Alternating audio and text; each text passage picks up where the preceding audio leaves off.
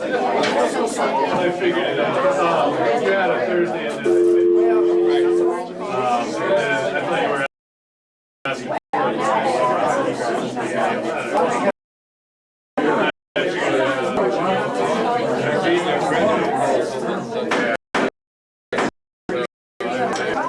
If you could take your seats, please, we're going to get started.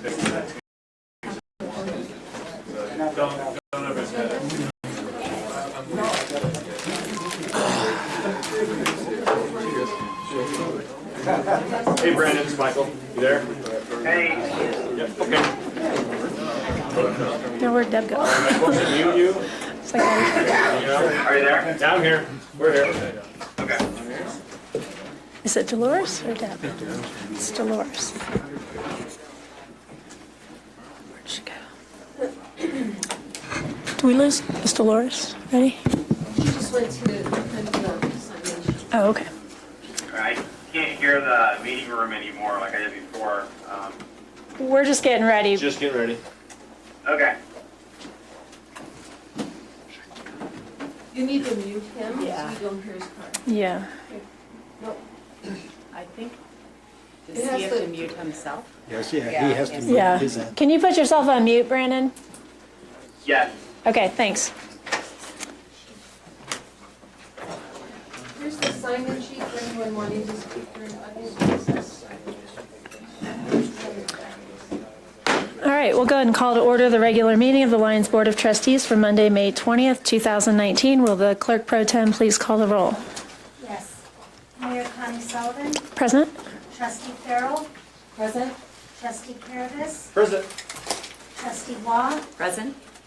Trustee Miller, Present. Mayor Pro Tem Drystad, Present. and Trustee Browning. All right, we have a quorum. Please stand for the Pledge of Allegiance. Pledge allegiance to the flag of the United States of America and to the republic for which it stands, one nation, under God, indivisible, with liberty and justice for all.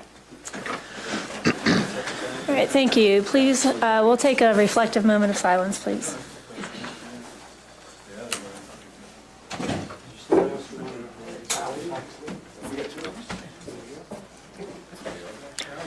Excuse me, we're taking a reflective moment of silence, please.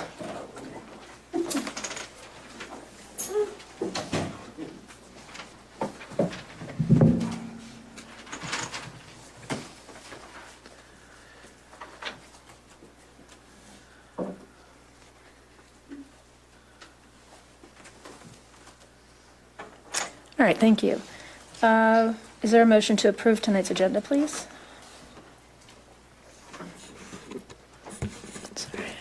I move for approval of tonight's agenda. Is there a second? I'll second. All right, any further discussion? Hearing none, I'll call for the vote. Okay, and the agenda is approved. It's really hard to see your button, Mike, so I might have to ask you to tell me that's okay. Yeah, thank you. All right, we'll go ahead and turn it over to Sergeant Chris for a report. Thank you. All right. Well, good evening, everybody. So I just have a few on my agenda to share with you all tonight. Well, I'll start with the park stuff. I reviewed an SOP from Trident Security this past week, and they've been on board for the last couple weekends, I believe. So far, everything's looking good. We haven't had any issues or complaints, and the parks have been overly crowded, so it hasn't been too bad. But they are doing a good job so far. So I'm pleased with their performance. I had a meeting last week with the Parks and Rec folks, referenced some traffic calming issues, and talked with Ian and Rhonda and some other folks that attended that, and kind of that ongoing discussion that we have with the traffic through town, especially coming up with the summer congestion. And I know that the town had purchased the temporary speed humps that we're going to try to put in play down there to definitely quell some of that. The volume becomes the other issue that becomes a lot harder to control. One of the other suggestions that we're going to move forward with, we're going to continue with putting out the barricades like we have just as the deterrent, except we're going to change the wording on it and use no through traffic as opposed to local traffic only or locals only. What we feel that's going to do is just, it's going to give more the impression that they can't get through, obviously, because that's what the sign says, that you just can't get through, so why go down there, as opposed to local residents only, which would kind of give an indication that, all right, well, I'm not a local, but I can get through here, and maybe that will just help that deterrent in the confluence area where we have that overabundance of traffic. So we're going to give that a shot in the speed humps and start from there. And we brainstormed a few long-term ideas, but again, that folds into, you know, CDOT stuff and higher budget things that would really need to be talked about, you know, the sidewalks, the improvements like that to, you know, progress into a longer term goal of keeping traffic down. So it was a productive meeting. I have a comment Yep. on that. Just to keep in mind the other side of town, because all of that mitigation diverts people up to our Exactly. side of town. So just to kind of monitor that, I mean, we're a little quieter than the confluence area, but we still feel it. Yep. So if you could just keep an eye on that for us, that would So be great. on your behalf, I did voice that to the crowd at that meeting too, that, you know, once you fix a problem or try to push it, it just goes somewhere else, and it'll go up High Street in Second and through the north part of the town and in front of Stone Cup and all that. So, you know, everybody's aware of that, and I'm hoping that it can just, I'm hoping with 34 being open this year that we're not going to see it as heavy as we did last year. So far so good, but we haven't hit the thick of it yet. So, still going on with our 4 days a week, Friday, Saturday, Sunday, Monday, with the extra duty traffic guys, 4-hour blocks up here, and our 6-hour blocks Saturday and Sunday for the parks to back up the Trident security folks. You know, we're projecting Bond Park to be a lot busier this year as well. So, and then with the new Lions River Park, that's just, you know, build it and they will come, and we're building a lot of really beautiful parks, so they're going to be used for sure. We're doing some extra patrol over there at the ponds for anybody trespassing and people coming in there with dogs off leash. That came to my attention last week. So that went out to the deputies as well and the animal control folks just to do some extra patrol so that the construction can go on without being interfered with. So we're doing that. Prepping up for the outdoor games on the 1st. We're staffed, got our IAP ready for that I'll forward over to Victoria here this week. That should go well. That's all I have. Other than that, town's been pretty quiet. All right, any other questions for Sergeant Chris? Trustee Miller? How many, do you know how many speed bumps you got? 2, I believe. Did we get Just 2 portables? It depends on the width of the road. They come in lengths. Oh, So okay. it depends on the width of the road, if it will do 2 sections or if there was a Right. 1-lane area, it would be, could do 3. You know, if you're going. Right. I was just thinking maybe we could have one up on our end. Well, the nice thing about it is they are portable. Yeah, So we that can is move them nice. around and see, just like the speed trailer and Keep whatnot. surprising people. Yeah. Yeah, exactly. Okay.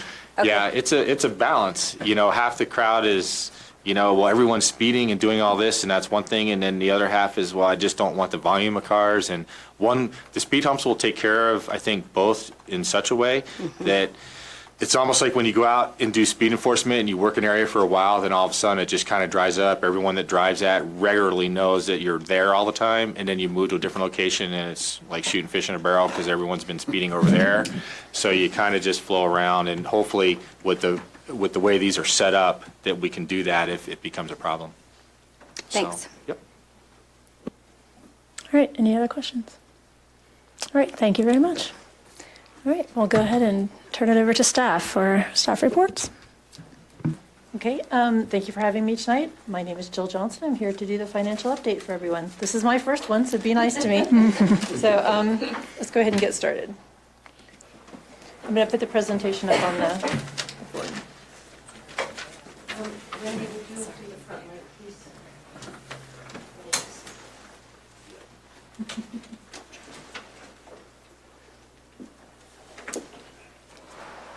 Okay, and we're going to start off with our revenues. So the revenues for the month of April were $491,349. And as you can see from the pie chart, 35% of those went into the general fund.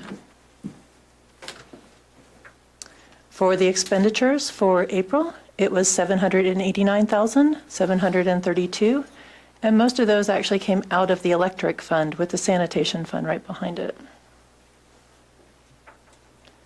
So when we're looking at the month just all by itself, we're going to look at the revenues and expenses and see how throughout the month whether they exceeded the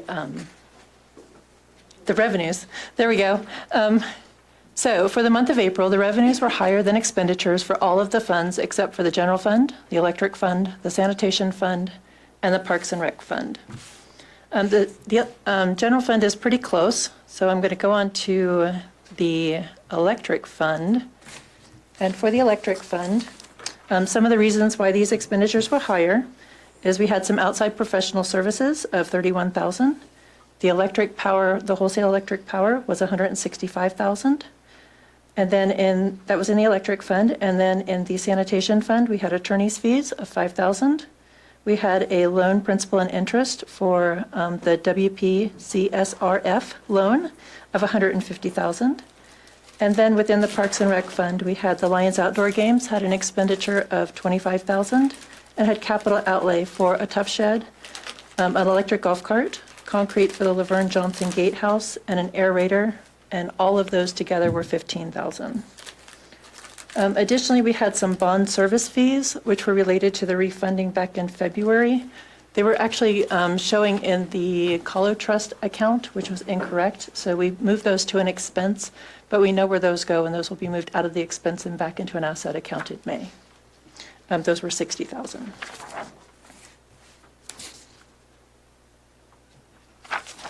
So when we're looking at year-to-date expenses for the month of April, so this would be January through April. At the end of April, the revenues for all the funds were higher than the expenditures, with the exception of the water fund, the sanitation fund, and the Parks and Rec fund. Some of the expenses were higher because we had unbudgeted land purchases of $152,000 and debt service of $158,000 in the water fund. And we had an unbudgeted land purchase of $152,000 and debt service of $150,000 in the sanitation fund. Again, we also had capital outlay of $18,000 and the Lions Outdoor Games of $37,000 in the Parks and Rec fund. So the water and sanitation fund show expenses far exceeding the revenues. However, the expenditures compared to budget for the water fund is actually at 38.1%, which is pretty close to where we should be at this time of year of 33%. The sanitation fund is at 36% as far as expenditures for this time of year. Again, that would be pretty close to where we should be.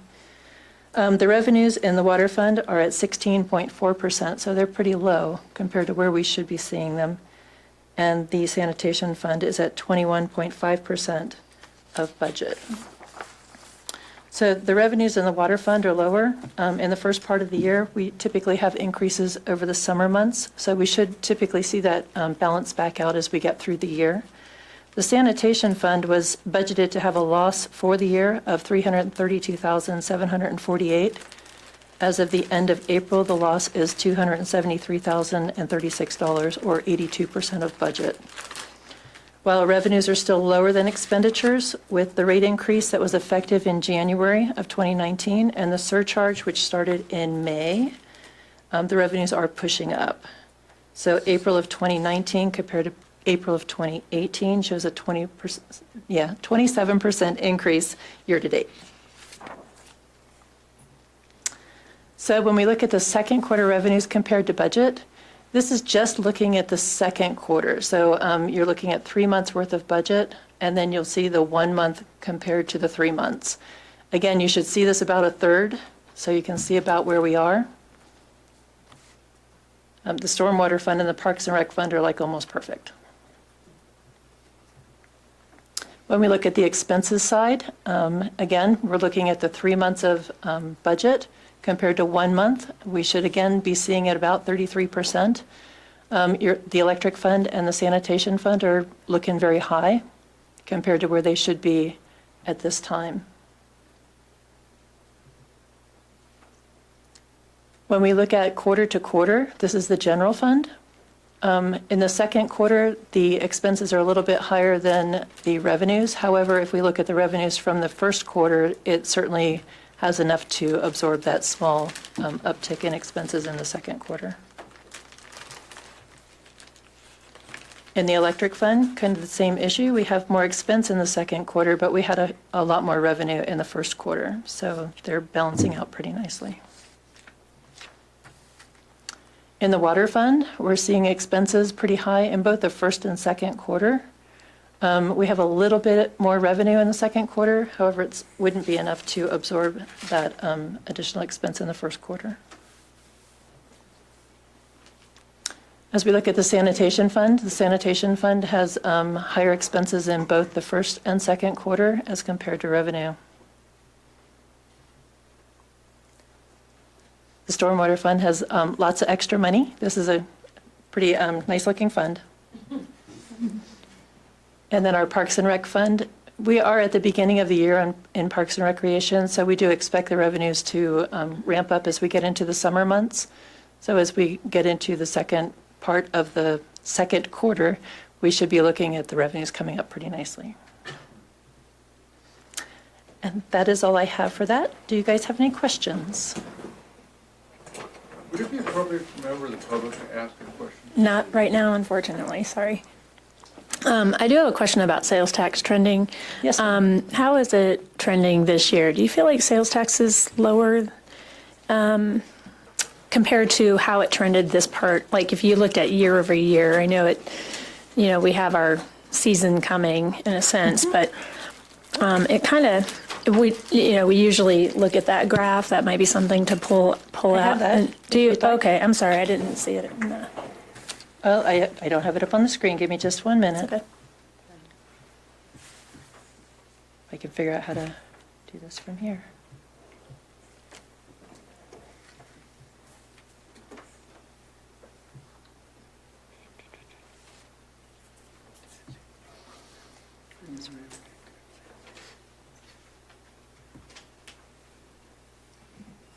And I probably don't have it here. Let's try one more. Sorry. I actually have it. Hang on.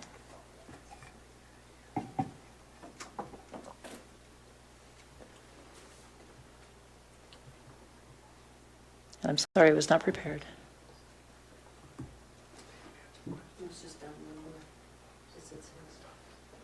Should be this one.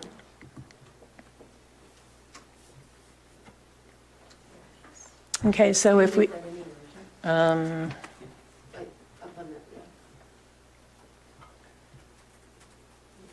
then I lose the bottom part. So if we look at the chart, and this is actually looking at 2016 through 2019, you can see we're kind of in that same cycle. So I don't see it as really changing too much. I do see year over year, it's actually a little bit lower, but not significantly. What I would expect to see with sales tax, so there was a law. There was Wayfair versus South Dakota that the Supreme Court discussed, and they found in favor that the state could actually charge sales tax outside for product coming into the town. So we should be able to see a little bit more sales tax revenue from that. It starts actually in June, so we wouldn't actually see anything until August.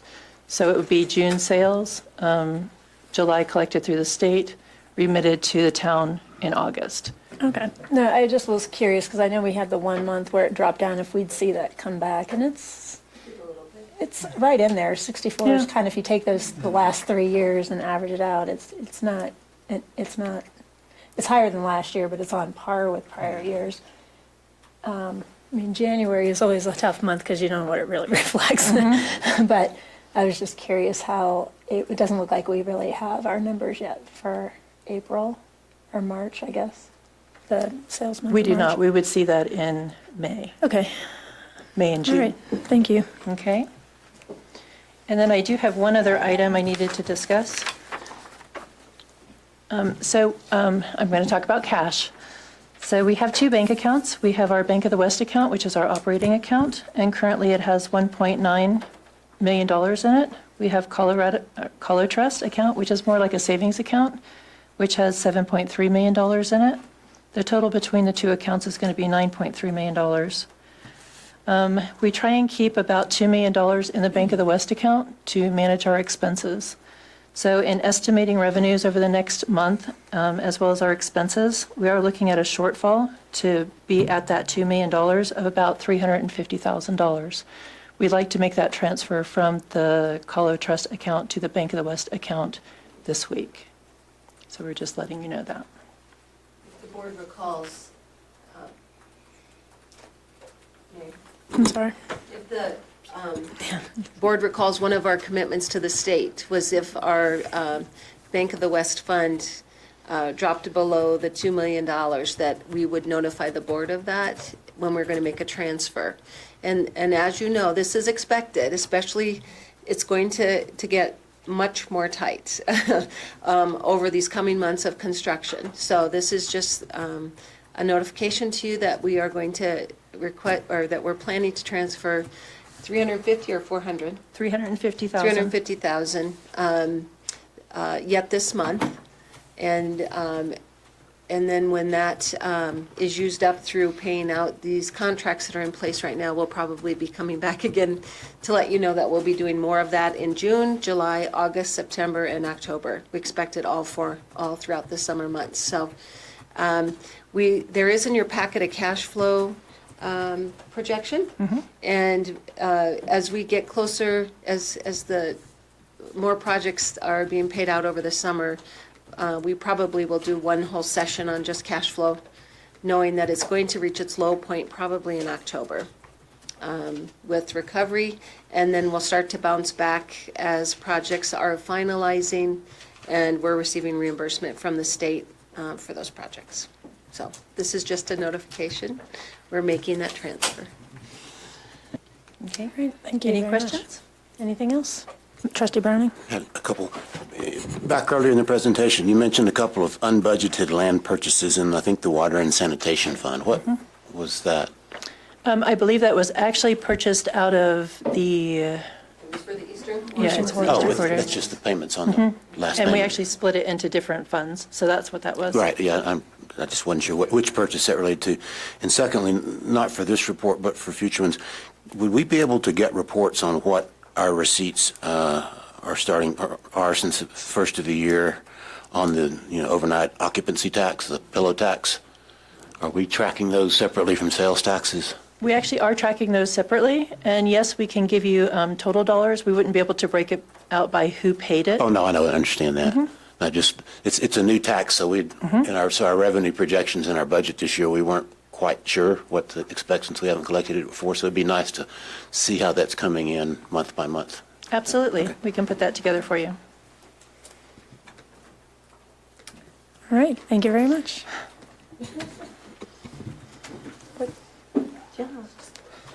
Oh, you did a very fine job. You do not need to be stressed. Thank you. For administrator's report, are you ready for that? Yeah. We do have a couple of announcements. CDOT, we have received notice from CDOT that they have accepted and closed our Main Streetscape grant. And so they will now issue a letter of concurrence for us to continue to receive federal funding toward transportation projects. So what that means is we can move forward with our Safe Routes to School kickoff, which we're going to have an initial meeting just at the staff level on June 5th. And then we'll be putting together the plan and schedule for that, including, public input. But at this point, it's just the paperwork part of what the staff expectations are. And it also means that Dr. Cog tip funding towards the St. Vrain Corridor Trail Extension from the Welcome to Lions sign to the junction of 3666 can go back in front of Dr. Cog in the Boulder County region, as well as Broadway improvements. So those projects will now be able to be considered over the next 4-year funding cycle. So that's great news. And we owe a big thanks to DeFalco and Ian Greer on staff for getting that project wrapped up. Took a lot of work. FEMA actually made a site visit, which they don't do very often, in conjunction with the state. They came out and looked at the wastewater treatment plant outfall pipe, gave us permission to just cut the ends and cap instead of having to rip that out of our newly formed stream banks, as well as looking at the Second Avenue Bridge. And I think they have a much better grasp on the potential of the height of that bridge, the length of the approaches, the impact it will have on the Second Avenue alley, and the use of the buyout property on Park Street between Second and Third as a potential new access to Second Avenue alley. So they have not issued their written decision, but they came, looked at it, asked questions, and we're awaiting a decision on that. And they also went out to the Highland Ditch diversion structure to look at the improvements that were built on the back of that dam. Had some questions, felt like there was still some more improvements that could be made to it, but know that that's a local floodplain administrator's decision. And so I am trying to communicate with the ditch staff. I've communicated additional concerns to them after that site visit, but have not gotten a response yet. DHSEM, Department of Homeland Security Emergency Management, also made a site visit in the last couple of weeks, really focusing on the buyout properties and making sure that all of the appropriate documentation is in place for those. I think that went well. They did seem to have wanted to pursue a little further the town's plan to repay the $9.5 million advance. And so we worked with them closely to show how we still have $15 million of projects to complete this year with $8 million in the bank, and how we have to leverage that, and that payback would probably not begin at the earliest till mid-2020, and at that point probably only a third of that, and that the rest will be paid when FEMA pays us. So, but they are getting very curious about that. This was the first monitoring visit that they actually had monitors of them on site as well. So the Department of Public Safety was here to monitor DHSEM while they monitored us. So that was interesting. Yeah, it was a few layers of bureaucracy there. Monitoring the monitors. Did want to report to the board that the Lions Outdoor Games in Candade did not have any public input received, so we approved that liquor license. We do want to let the public know that the dog park will be closed May 31st through June 1st, or those 2 days, in preparation for the outdoor games. And in the meantime, your dogs need to be on leash outside the dog park. Let's see. Spring cleanup occurred this weekend, as Sergeant Chris mentioned. It was our record number of cars that came through. It was over 500. I didn't hear the final number. Anybody know? 550, I think. 550. 550 vehicles came through. Want to thank all the volunteers and staff that put that together. It seems to be a really, really well-attended event, and helps all of us with our code compliance. Who won the most trips? Who won the most trips? I didn't hear that. Do you know who? I don't. I haven't seen that yet. I'm sure we'll get a full report at our next meeting on usage. We are working to identify a new location for an off-leash dog area along the river for water access. We used to have one at Second Avenue. We've decided not to return it to that site, nor to any sites that are occupied by lots of people. It's just never a good you're asking for trouble when we mix dogs and kids in an environment. So it appears right now what we're looking at is an area below the supply ditch and above the pond. So directly behind the wastewater plant to the east, as a potential site for off-leash. And so as soon as we get that posted, it will become legal, okay? Can I ask a question? I saw in the memo that we're going to restrict all of the ponds to any dogs Yes. off leash. Can you talk about that a little bit? Yes, That's not going to go over great, I think, with some local. Well, we're going to be right next door to it, within 100 feet of that, so it should work okay. But the westernmost pond is going to be purely for wildlife habitat. The area with the tiered seating now, that is meant to be put back as our wetlands management area that will be purely for viewing wildlife and a contemplative area.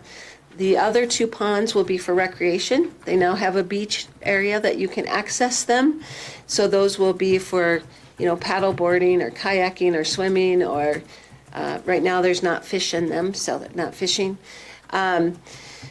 When you're dealing with water that does not have flow and does not have treatment with chlorine, it is not good to have dogs in the water where people are swimming, and it's just a health issue, really. So the dogs, we found an area along the river that has a nice low flow. It's not a high intensity area that dogs should be able to get in. We know it's not the same as jumping off the rock, but that was never legal anyway. People still did it, but at this point, we're not planning to, especially until we get the vegetation ready. But at some point, we could take a look at that again. But the recommendation is in areas where the water is not getting fresh flow constantly, it's just not a good idea to mix people and dogs without chlorine. Let's see what else. We put in a community development update. We have several inquiries going on around town for potential new development. Probably the biggest issue right now is we have 3 people inquiring about 3-story buildings. And so we would like permission to meet with the Alliance Fire Protection District. They are saying they do not have a ladder truck, and so they would not be able to rescue someone from a 3rd floor, nor could they fight a fire on the 3rd floor at this point. And so it's staff's opinion, in talking with the attorney, that the Fire Protection District has the ability to raise taxes to get a truck such as that. They also have a mutual aid agreement with Longmont, who has ladder trucks. However, that would take 20 minutes to get here. And so it's kind of a new issue we haven't had to deal with before. And so we are scheduled to meet with Chief Hoffman to start talking about this. He seems to think it's kind of the developer's issue, and others are saying no, they have a right to build to 40 feet, and he needs to figure out a strategy to fight a fire at that height. A ladder truck is about $1.2 million right now. But we do have 3 inquiries for 3-story buildings. So just another issue I want to make the board aware of. We'll start meeting at the staff level, and I don't know if it'll have to go to the board level between the 2 boards. Any questions from my report? Any questions? All right. You didn't really talk about the consultant for the business. Can you just talk a little bit about what that was about? We have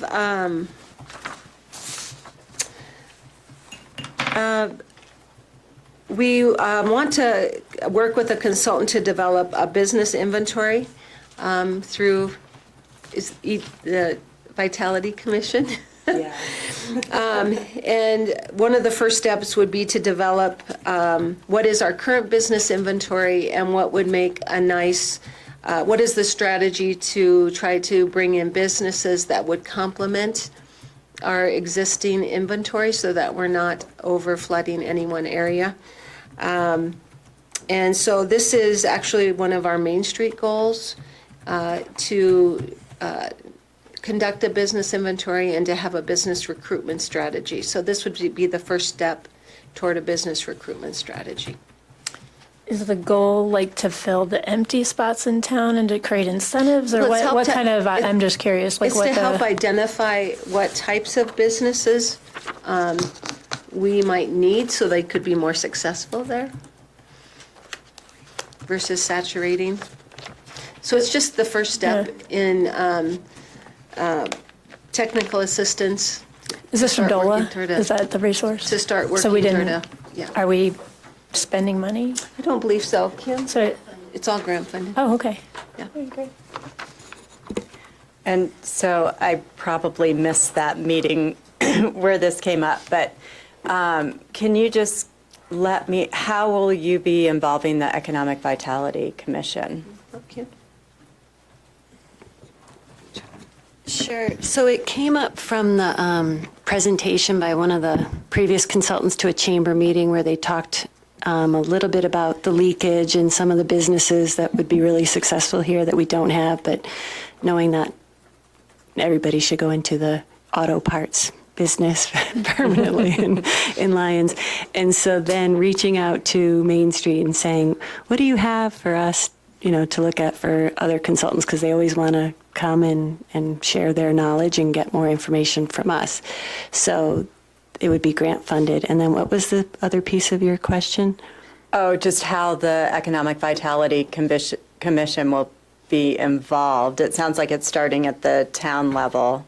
I'm just wondering if the consultant is going to meet with the commission, or will the commission just get the results and comment on that? I think they would, and also with the chamber, because it's also in tandem with one of the initiatives was the downtown design guidelines is another piece too, where we wanted business and chamber input. And so when we reached out about that piece, we also reached out about this other piece. So we also need to, and maybe the mayor knows, we need a few more people to apply for the Economic Vitality Commission. We actually have several applicants. I'm not prepared tonight to make appointments, but I'm trying to make sure we don't have as many seats as we have applicants now. So that's a So good that problem to advertising have. is So I need to working. do a little more work before I can No problem. decide. But that would probably help for our June meeting then, when we get after it's all. Yeah, to have kind of jump started again and get everybody on the same page. Yeah, that was my next question, so Yeah. perfect. No, I just wanted to know a little more about what the focus was, because I think I think the chamber has started the conversation about property tax, and we didn't even have the assessments when we had this discussion last meeting, and I went home that night, opened ours up, and 40% increases are not uncommon. And I think if you talk to most business owners, everyone's looking at some pretty radical increases in what were already problematic property tax rates. I'm worried about retaining businesses next year when these rates kick in. And how do you start a business when the bar to entry is that high when it comes to leases, property taxes, and utilities? So, that would be one of the conversations I hope this consultant could have with us is, it's great to say, well, wouldn't it be great to have this business here? You don't have it. That'd be great to have it. How do you start it when you're looking at $6,000 a month minimum overhead Right, good for point. 1,000 to 1,500 square feet in this town? That's the conversation, So I hope that we can get past wouldn't it be nice to have discussion and figure out how do you have? Because ultimately, right now, this is untenable, and we're looking at more attrition, I think, next year once these rates, and probably sooner once the property owners realize they're going to need to pass that on. Sure, and I know the county assessor was here last Wednesday and met with, I think, business and residents about their assessed. It was mostly residents who came. I talked with the assessor, and at least by noon that day, the majority of people that visited with them were residential clients, not business owners. I think she said there were only 2 that came in that morning.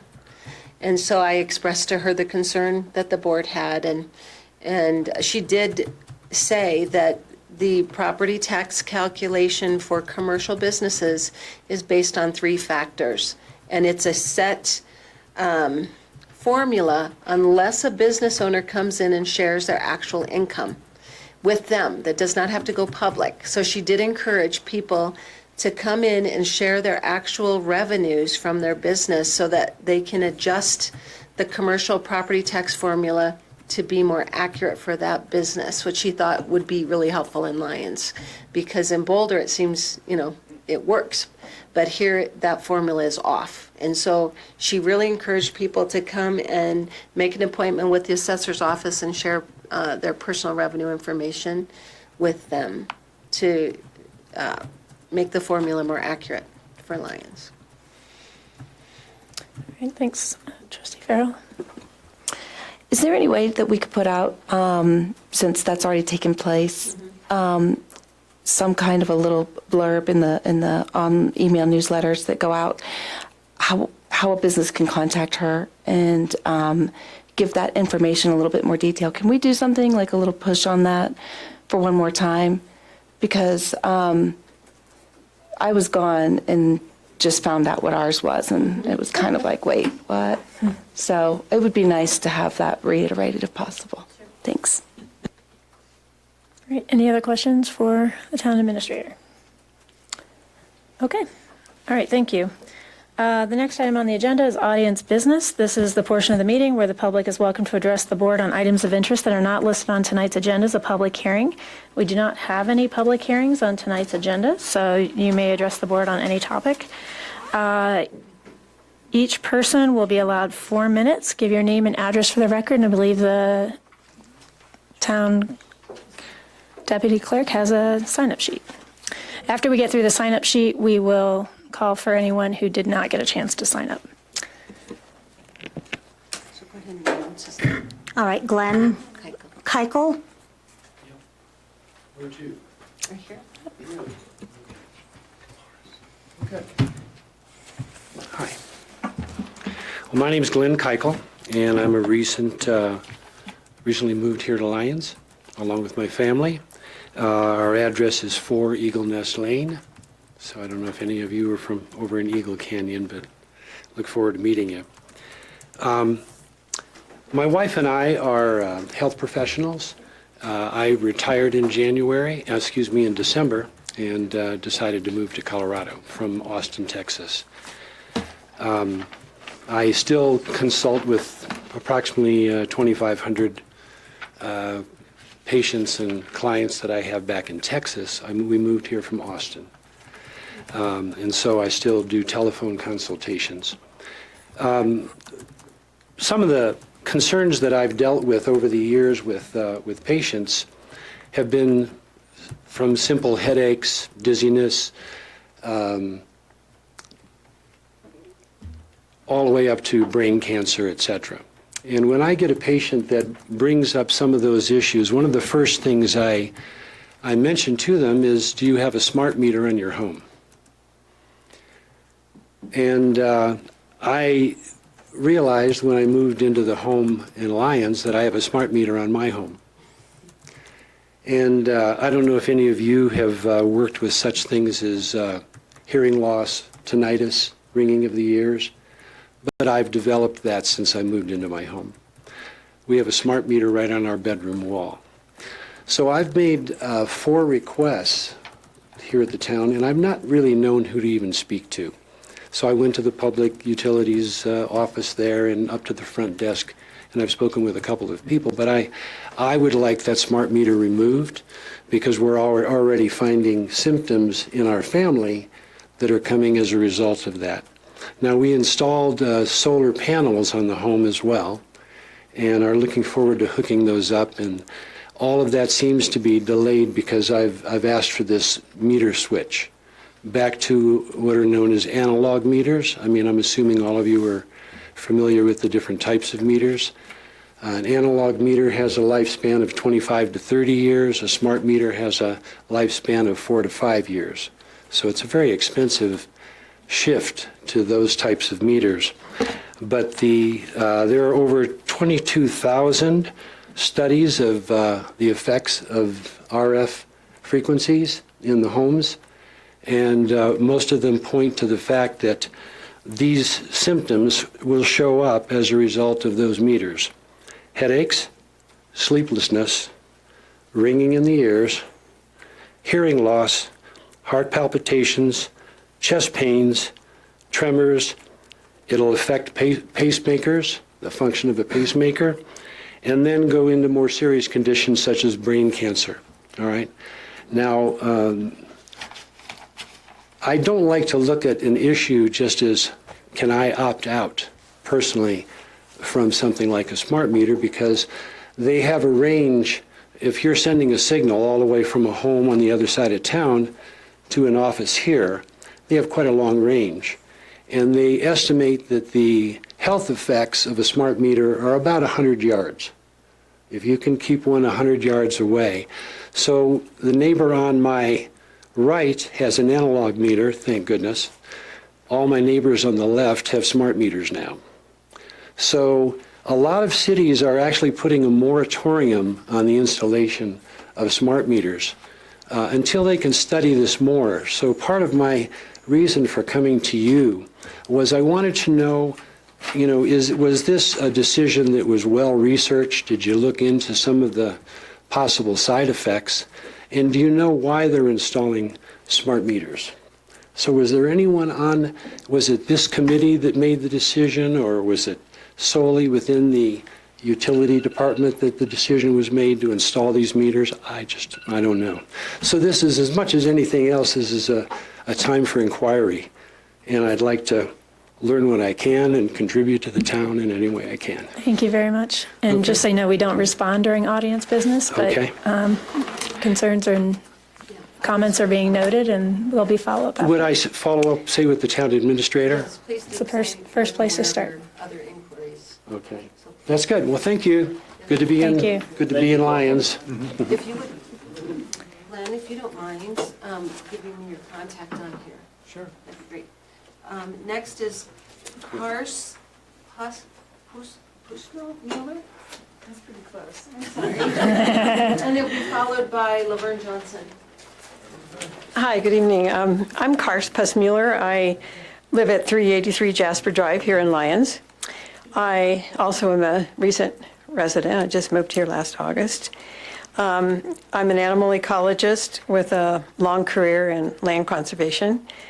I oppose the proposal to put a firing range just east of town, and I urge the BOT to send a letter to Boulder County and CMEX formally requesting them to stop any further exploration of the deal. I'm opposed for the following reasons.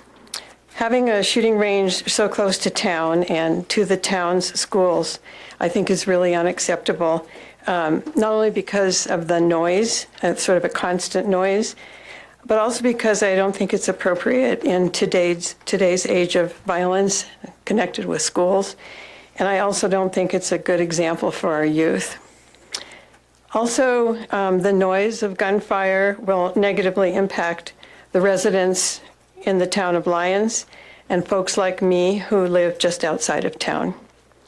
I moved here, as I said, last August to enjoy living in this peaceful and quiet area, and I'm already unhappy about some nearby periodic gunshots of people practicing that shatters the quiet and traumatizes my pets. A steady dose of that noise would ruin the quality of life that Lyons offers.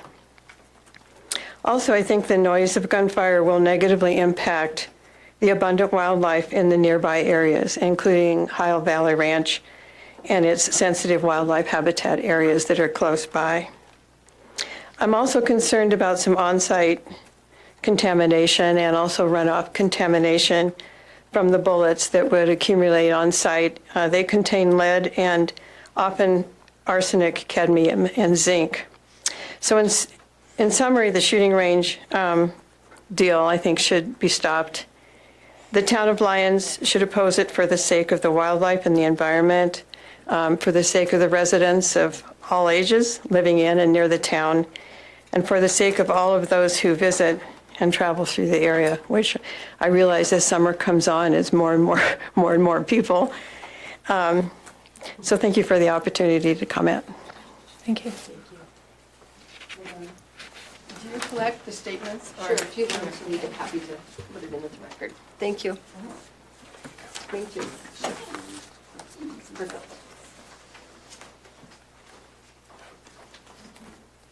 Hi, everyone. I'm Laverne Johnson, 306 Evans. And I've been missing coming, but when you listen to the link, you can hear you, and you can do filing. So I've been among the missing, but that's why, and I like the link. But the museum is open for its 40th season this year. And we've been open on May weekends, and then we'll be open every day to September. And on June 14th, we're having a special program for our 40th year. And also during the good old day, which is July 20th. So we want to tell you that we're open and stop by. Have lots of new displays. I want to get my nose in on the property tax. I'm not a business owner, but it seems like the chamber and all the businesses should have a crusade over there, because they don't realize how much it has gone up, and I'm not sure they care. But I've tried to protest on different rental houses, and they say, well, how much will it sell for? Because your neighbors, it's high, and so you don't actually have a chance. And the businesses might be the same way. I don't know of the sale of that. And I'd like to be with this other lady on the shooting range and encourage you to vote no. And someone said on Facebook there was word that you have a letter, and so we're wanting to hear it because of all the same reasons. They have 4 counties of open space that they're trying to find a spot for, and I don't think right over the hill from our kids is the one. Thank you. Thank you. Next. Kurt Carlson, followed by Mike Whip.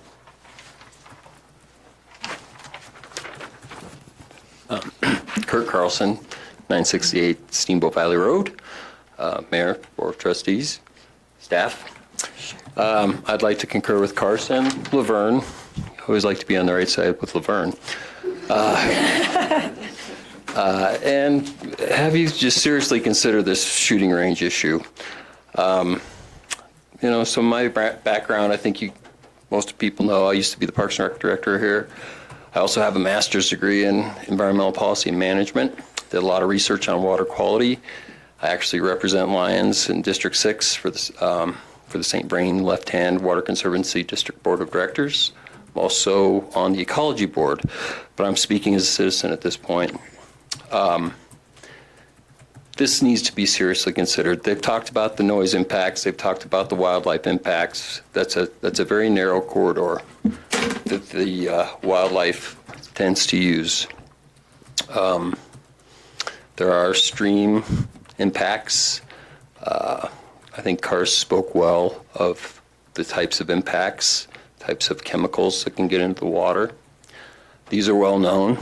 I happen to work for Adams County. We are currently working on a huge mitigation project for a former shooting range. Very expensive, very expensive. If these types of facilities are well maintained and well supervised, they can work. But there's been multiple times. Basalt is one of the incidents where people were allowed to fire something that was not allowed at that range, and it started a forest fire. Is that something that we want to consider here?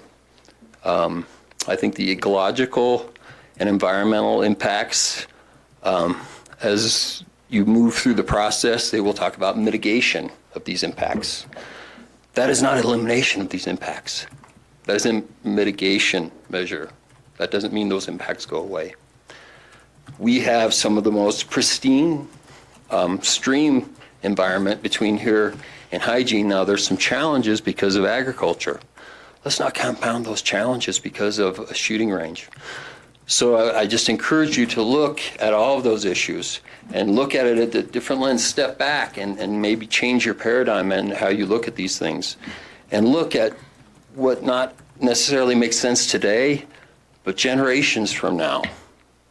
You hold a lot of power when it comes to this. The county should be working with these miners for a conditional use permit and reclamation, and that means to bring it back to the state as it was, if not better. I think that's just kind of an easy way out, and I've heard a lot of people talk about the benefits of having this and mitigating some of the impacts in the national forest. That's a tough pill for me to swallow because I think they're overwhelmed out there. It's tough for them to mitigate that anyway. I think I'll close with something that a very special guy that I know named Terry Gagliano used to say, and you can tell he's an Italian guy. He's like, we've got a pretty good thing. Let's not screw this up here, people. Let's not mess this up.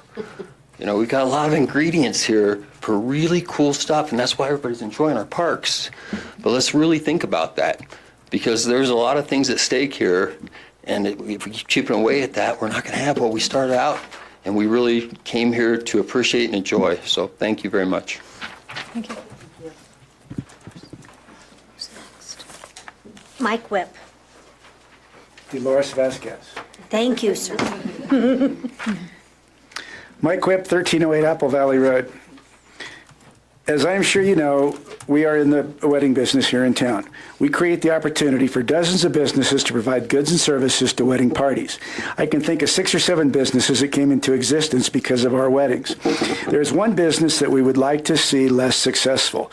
That would be the shuttle business. Ourselves and other wedding venues in town probably bring between 25 and 30,000 people to town each summer. Many are from out of town, out of state, and many are from out of the country. They may come here for a wedding, but they also make a vacation out of the trip and stay in Colorado several days. They stay in a hotel in one of our surrounding communities. They drive to Lyons in their rental car and many times take a shuttle provided by the wedding party. They come to the wedding and afterwards return to the hotel that they are going to base out of for the remainder of their vacation. CNBC reported last year that the average wedding guest should expect to spend $728. However, if they are also making a vacation, they will spend much more. Much of that money will be spent on the room or close to where they base for their trip. One of the things our wedding parties always ask about is where their guests can stay. We, of course, tell them about Airbnbs, our small motels in and near Lyons, and Wicasa. Given the limited number of rooms, many that would prefer to stay in Lyons end up in other communities. It would be my guess that the guests at Lyons weddings spend more money on surrounding communities than in Lyons, even though they would prefer to stay in Lyons.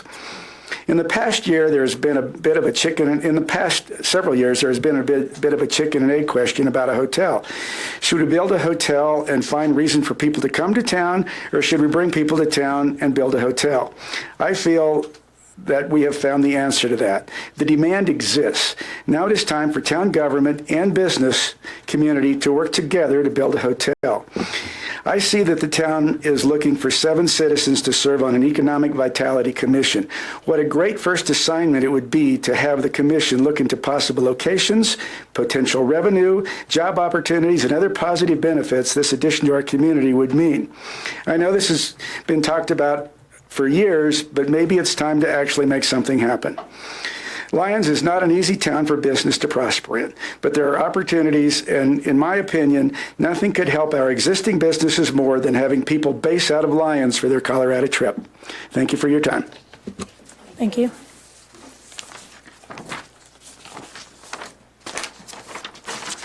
Craig Ferguson, 500 West Main. Sorry, there's a sign-up sheet. Sorry, yeah. All right, next. Nope, yeah. A few more people, Craig. Sorry. Jocelyn Fankhauser. Is she here? Yeah, she's here.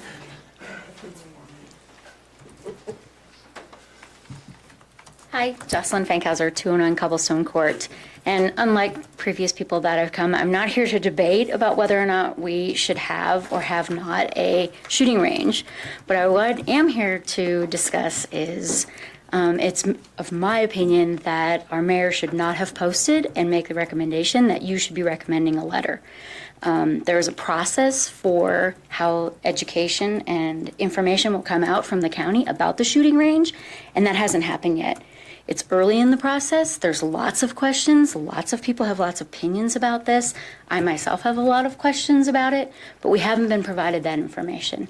And for you to make a recommendation to the county to stop pursuing this gives me the impression that you're representing everyone's opinion, and you haven't had an opportunity to get enough information to represent everyone's opinion. And in my opinion, that's not okay. So I would ask that you take it off the agenda and not send this letter and let the process take its course, and for everyone to get the education that they need to make an informed decision about whether or not we should have this shooting range on the outskirts of town. Thank you. Thank you.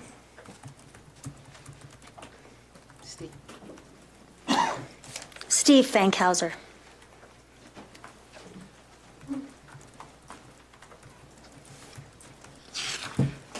Hi, Steve Fankhauser, 209 Cobblestone Court, Mayor, Board of Trustees. Similarly, I don't hold the same opinion as some of my fellow townsfolk. I've been in Lyons for a very long time. I'm an avid shooter, but I haven't yet made up my mind about whether or not the shooting range is a great idea.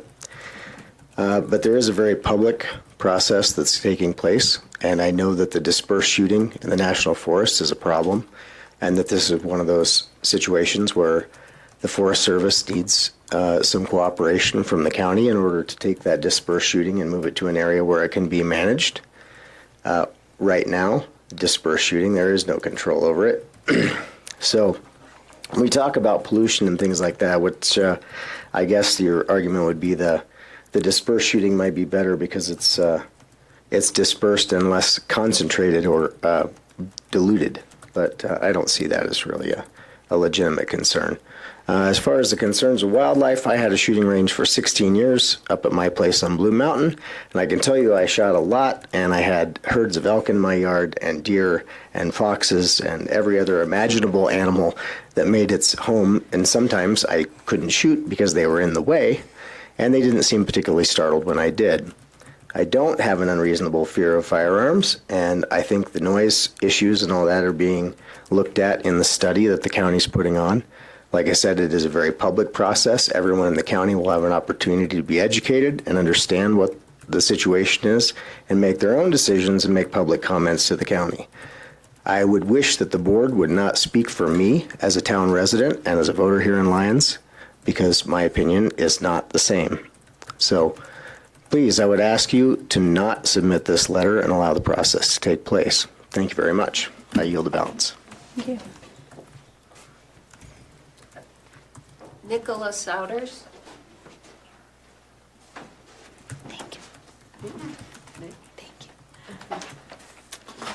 Hi, Nicholas Souders, Apple Valley Road, 753.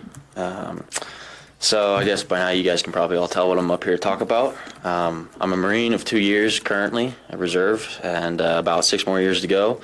So in my time in the Marines, I've handled semi-automatic rifles as well as fully automatic machine guns and grenades. I know a whole lot of other Marines who have handled an even more extensive array of weapons, and I, as vicariously through them as I can, know how these systems operate.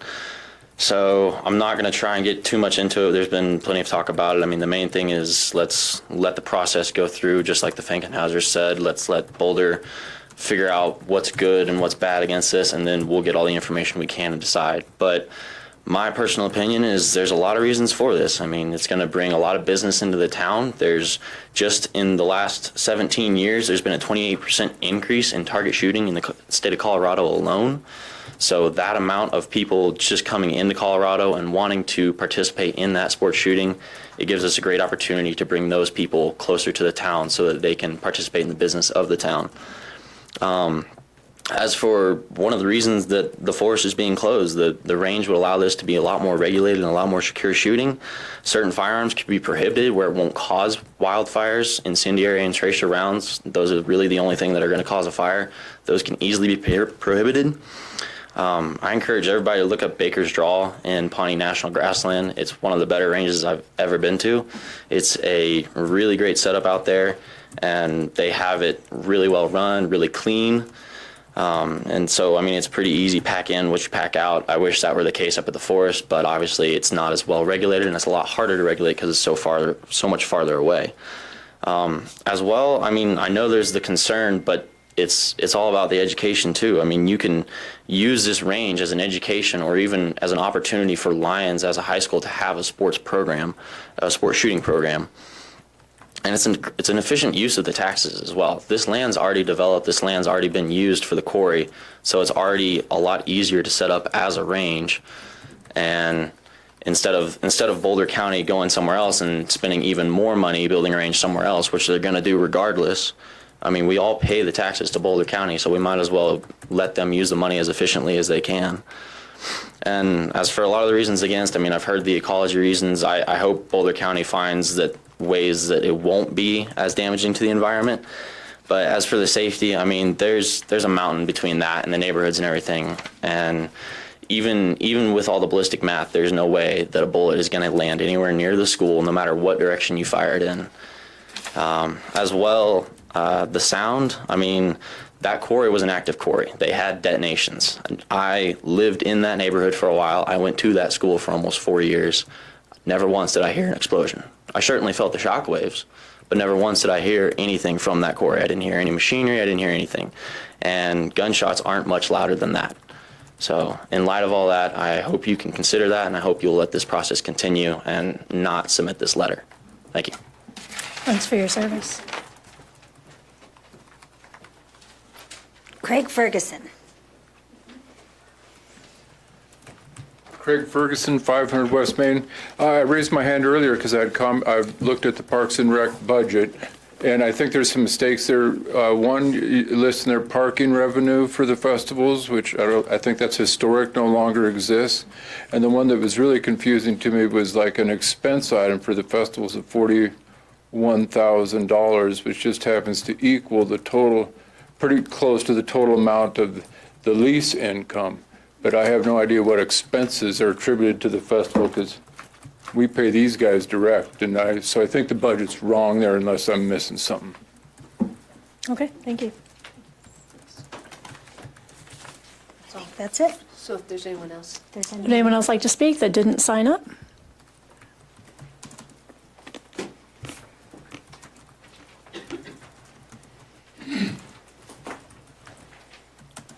Angelo, 4089 Ute Highway.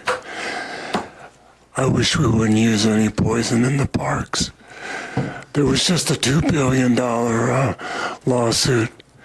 I think that by the time these lawsuits are done with, that they will far surpass asbestos.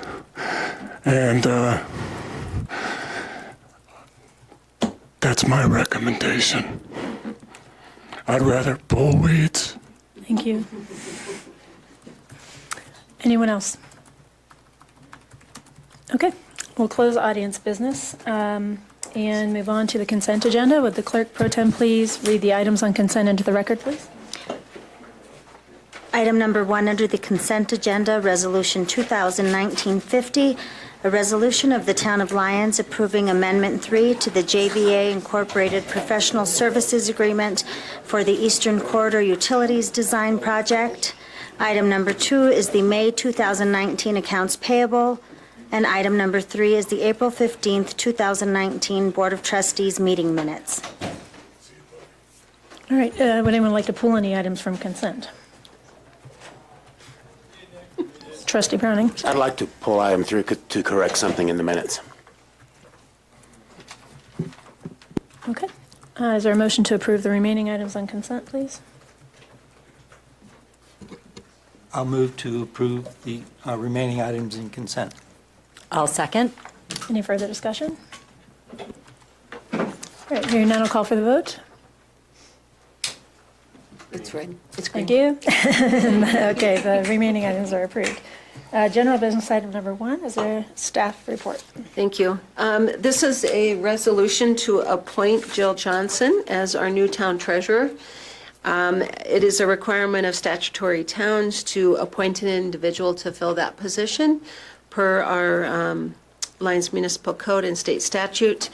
And whereas Anna's no longer in that position and Jill Johnson meets the qualifications to be such, we are asking that she be appointed as treasurer for the town of Lyons effective upon the motion. Can I please have an enthusiastic motion to approve Resolution 2019-53? Yes, I'd like to enthusiastically and delightedly move to approve the resolution appointing Jill Johnson as treasurer for the town of Lyons. Is there a second? I will enthusiastically second. And thank you for your presentation earlier. It was really, I got some new insights out of that I hadn't heard before, so thank you. Yeah, so is there any further discussion? All right, I will call for the vote.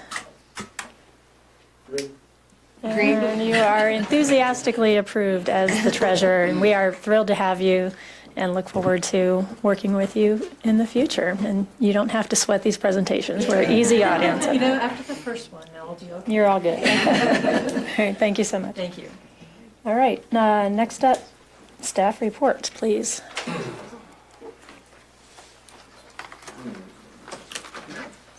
Turns it green. Yeah. There you go. Thank you.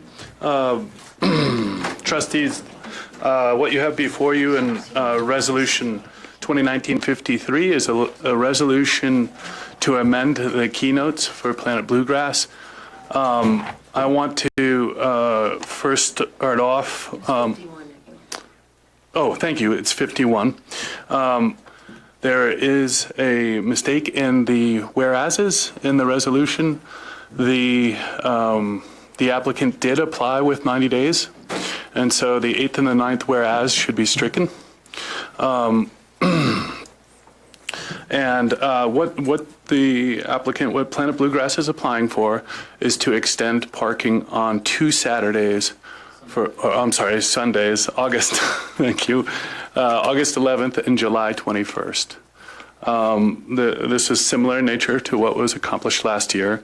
The sheriff did say that this increased safety because they didn't have to stage and drive through town.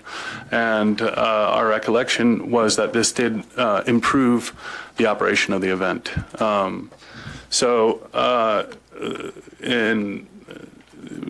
It's allowed, this is the only keynote that is allowed to be modified.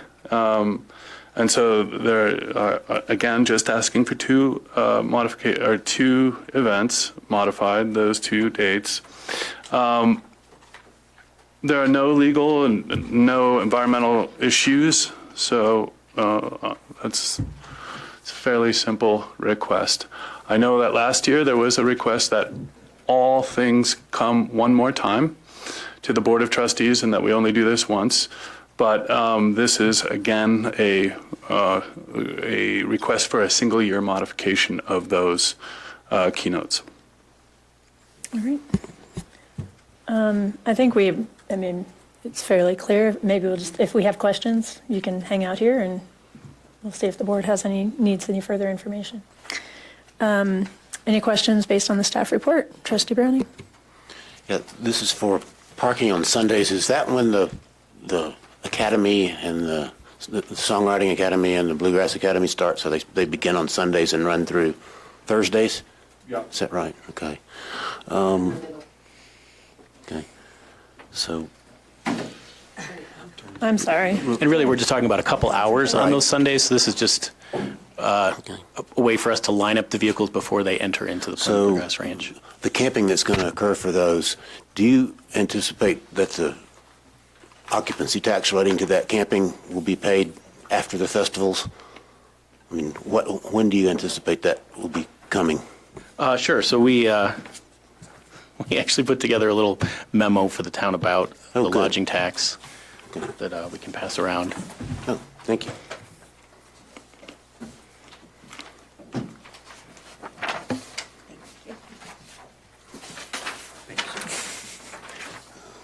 Yep.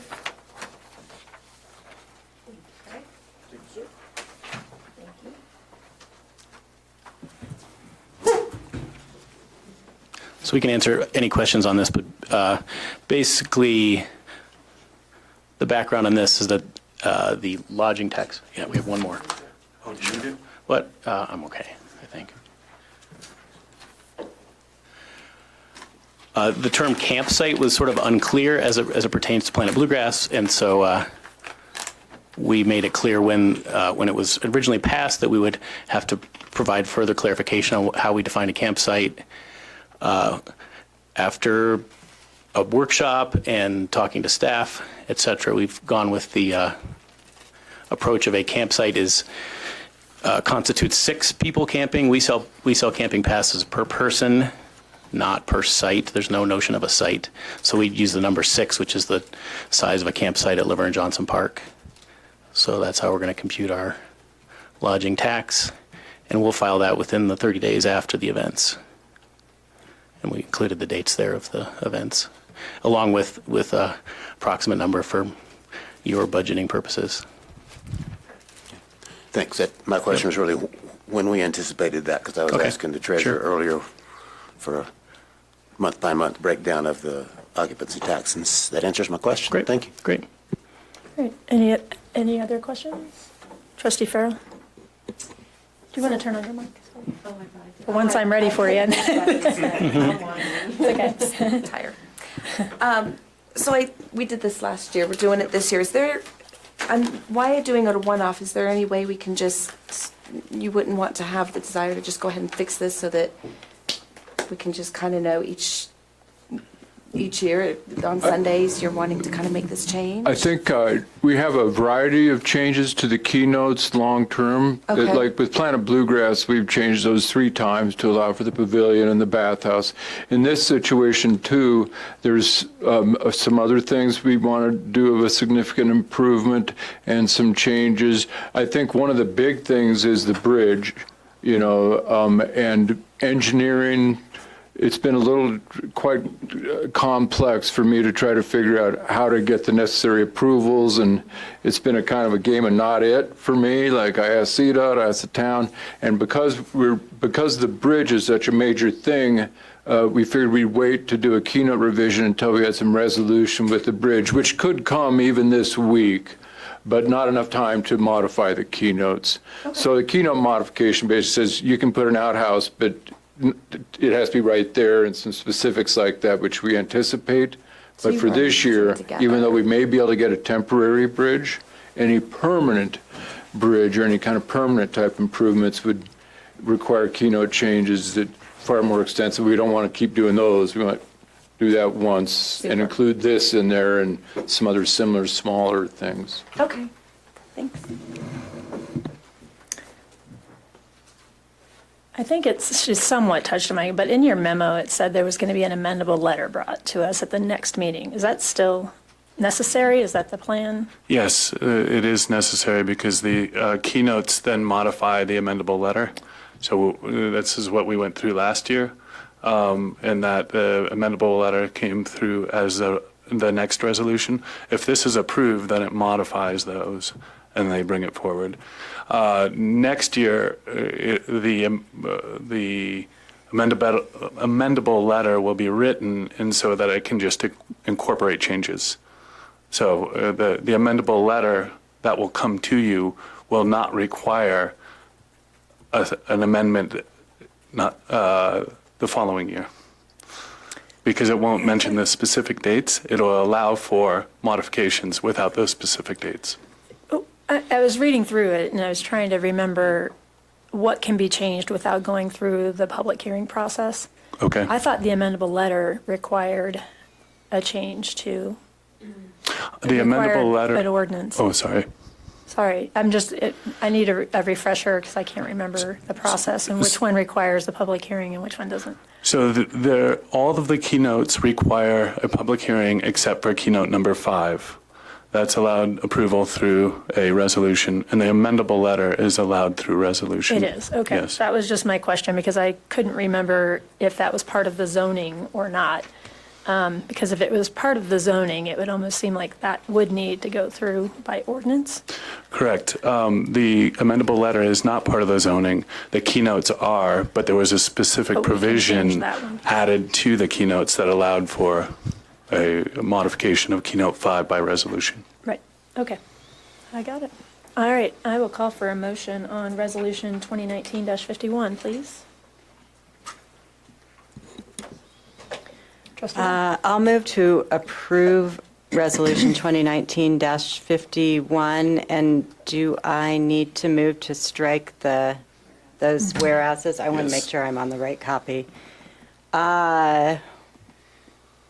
With striking, let's see which whereas it is. 1, 2, the third 3, 4, 5, And the fourth. 6, 7. Isn't it 8 and 9? On the second page, the third Yeah. and fourth one. The two whereases that talk about the 90 days. Correct. So strike those, and I move to pass the resolution.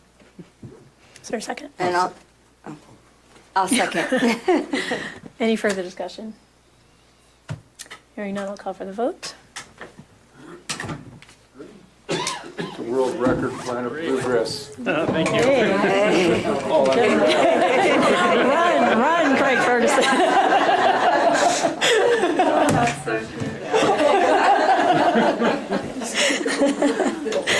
All right. All right, next up is Resolution 2019-52, which is related to the Highland Ditch. Is there a staff presentation?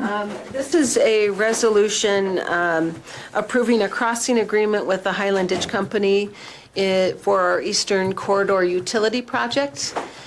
We are needing to bore under the Highland Ditch between Western Stone and behind Clark's Hardware, where we have a lift station that the sewer line will connect to.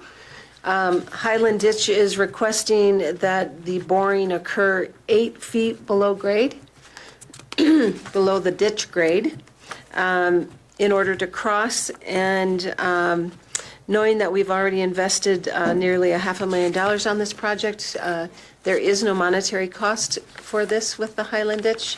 It's really the legal ease to make sure we're doing it to their specification.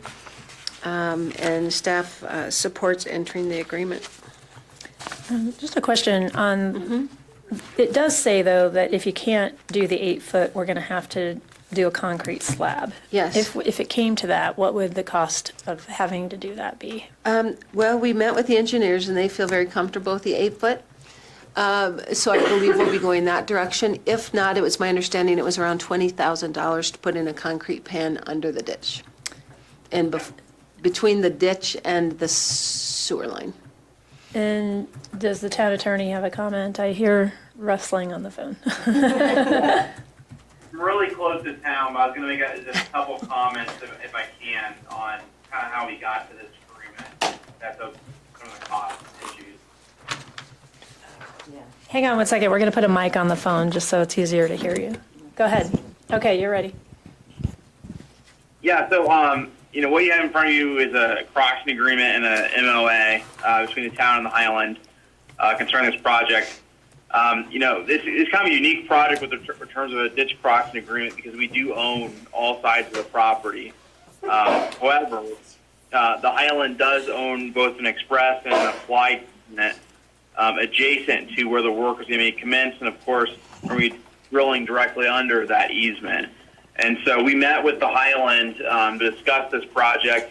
The Highland insists that that they would file for an injunction to stop this project unless there was some sort of guarantee of protection to the ditch. And so we've tried to work collaboratively with them, try to find where we can complete this project without increasing significant costs to the town. And as Victoria stated, we think we can do this without increase of financial obligations to the town by digging it deeper.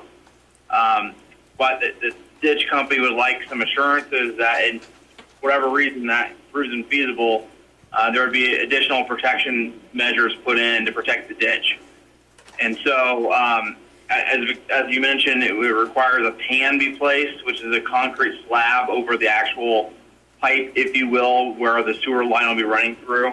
I've seen the estimate I last saw was $17,100 for the installation of a pan, which would have to occur when the ditch is dry, which, as the agreement states, is between January and March. But for the latest I've seen from engineers, they're pretty confident they can dig this 8 feet deep without installing that pan.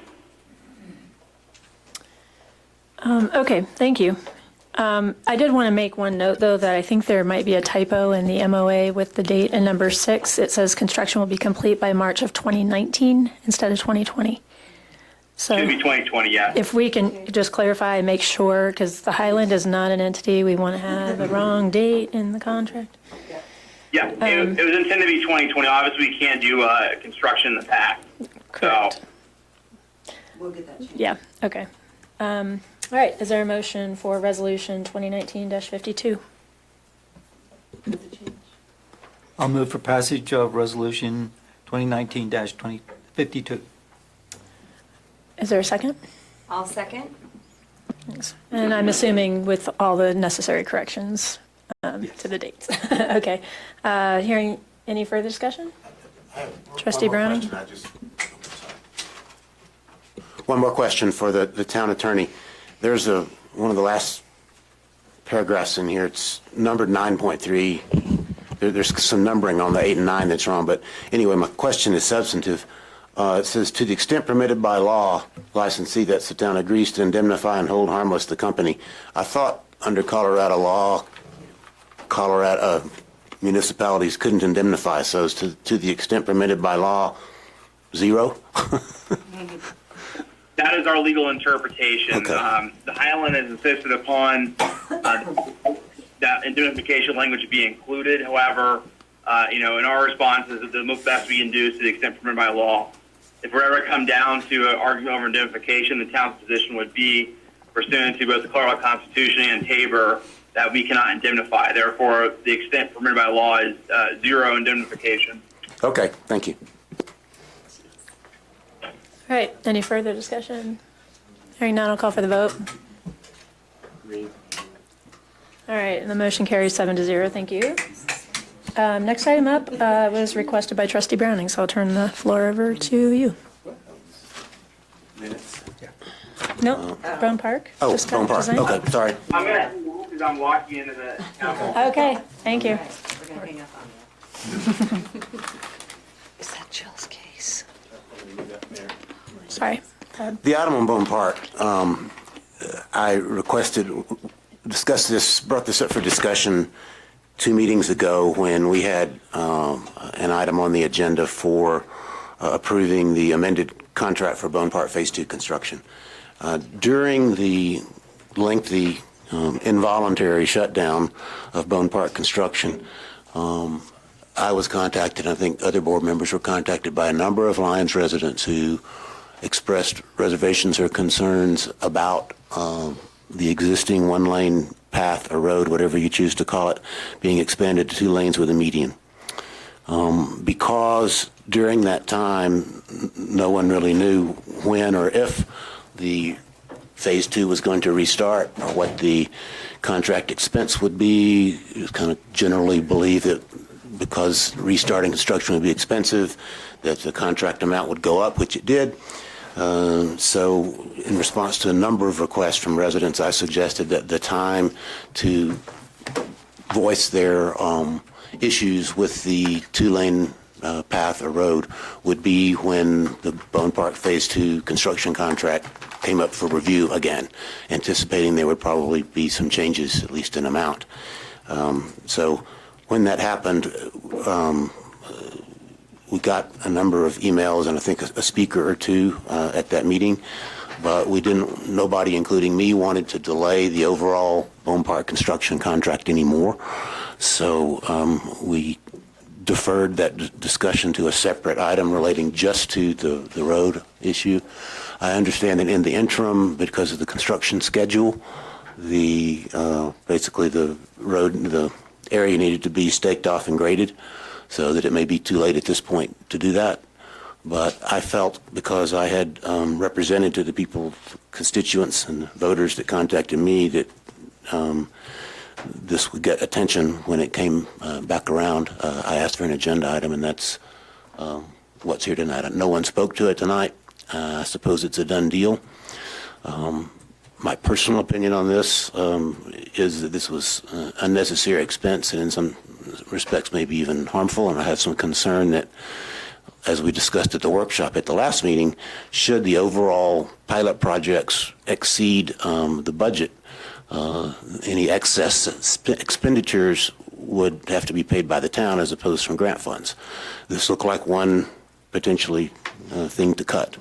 But unless some other trustee wishes to move that so that we would have an actual motion and second in front of it, I'll let this pass without further discussion or waste of time. It's simply an item that a lot of people express concerns about. I thought it ought to be brought to the public's attention. We did hear from some of the public, but unless there's sentiment among the majority of the trustees that we should actually review whether this belongs in the park or not, that's basically all I have to say about it.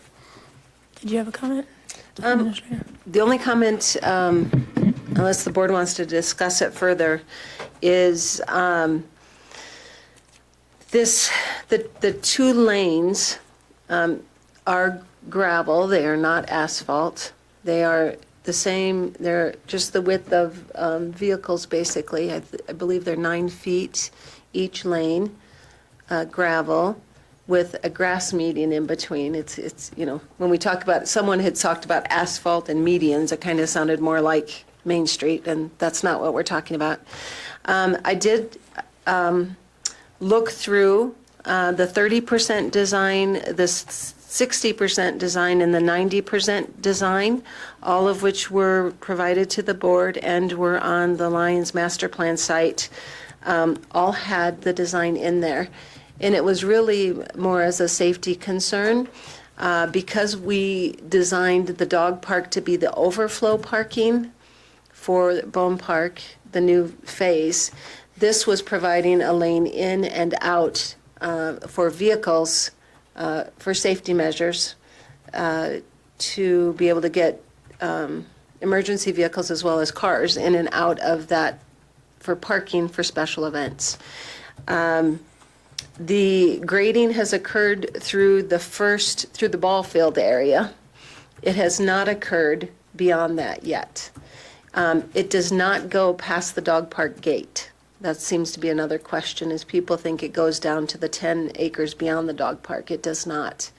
So the only thing, the contractor, the money part of this is, he is saying it's not going to save us any money by not doing it. It's actually going to cost them, because they do not have the crews in place to start the next phase. So we'll have to pay for a few days while they mobilize the ball field crew instead of the grading crew. So it won't save money. It will actually cost money. The other concern that I heard was there's 4 or 5, there's trees between the multi-purpose field and the ditch that would potentially, we were hoping could be spayed and moved. In talking with the high school, their irrigation line runs adjacent to those trees, and they said if you try to remove those with roots, you're going to tear up our irrigation line. That's what they said. We do not have shut-off valves on either end of that, so it will be a problem. So it does mean that we probably would have to cut those trees, and they are nice trees. They're nice, healthy, young trees, probably 20 inches around. But they were planted by the town in 2003. We actually planted almost 20 of them in the neighborhood killed them because they didn't want it blocking their view shed. So those 5 were kind of an anomaly that made it through. So my commitment from the Parks Director is if we have to cut the trees to get those 2 lanes in, he will replace those trees with equal number caliper of trees. We have $20,000 in the budget for trees in Phase 2 of Bone Park. So although that would be very unfortunate, and I agree, I'm a tree hugger myself, if we want to do the right thing, which what I'm hearing, and I think I reported this at our last meeting, in our disaster preparedness, our biggest risk right now is not even a natural disaster. It is a man-made disaster in a very full group of people. We need to have a way in and out of those areas where we're holding festivals with thousands of people in one area. So I'm trying to offset that in my head, knowing that this probably is the best thing to do from a safety perspective. In the big scheme, it is about 9 feet more of gravel in that area, and we will replace the trees that have to be cut. So it was vetted. I agree it wasn't a highlight. I do remember I attended these meetings at Rogers Hall. It did get pointed out, and there were some concerns expressed at the time, but it did go through the public process and is part of the master plan for this area that was approved by the funder. Mayor Pro Tem. My recollection is that there was a commitment to put a locked gate. That is also there. That's still in the plan. That is there, yes. Yeah, I'm always sympathetic with residents who kind of come late to the process. I know. And, while I agree with you, I mean, this was something we intended to do. This was an oversight. It was discussed as a potential way to improve the safety when we do have these big events. And if you're down there in those big events and you see cars coming in and kids on bikes going out in the same lane, there is a safety issue there. While it's only a couple of times a year, it exists. And if we didn't discuss it, and we don't really get into the details of, what trees come down and what trees stay and all that when we do planning at that level. But, I think it's a nice compromise to try to, if we can't keep the trees, to at least replant trees in a comparable area for those neighbors who live there. But I remember the board kind of hearing that part of the presentation and being, it went through with the plan. And if we revisit things every time someone finally, usually it's not until the changes start to happen that some people realize, oh, there's a change coming that I didn't know about. We would delay most everything we do. So I am sympathetic to them, and I appreciate their concerns, but I feel like we need this process to continue, and we don't want to incur any more delays or more cost. And I do think it's a fairly minor change in the grand scheme of things. I think it gets talked about, and people are getting confused, thinking we were putting a 2-lane paved road through Bone Park, and I think it will fit in nicely. That whole area is going to change significantly once the ball fields go in. To me, this isn't even close to the most significant change that area is going to undergo with the skate park and everything else. So I do think the whole area is just going to get a lot more use, and we're going to see more events, and there's going to be more interest in that area for events. I do think it's going to actually be a good improvement.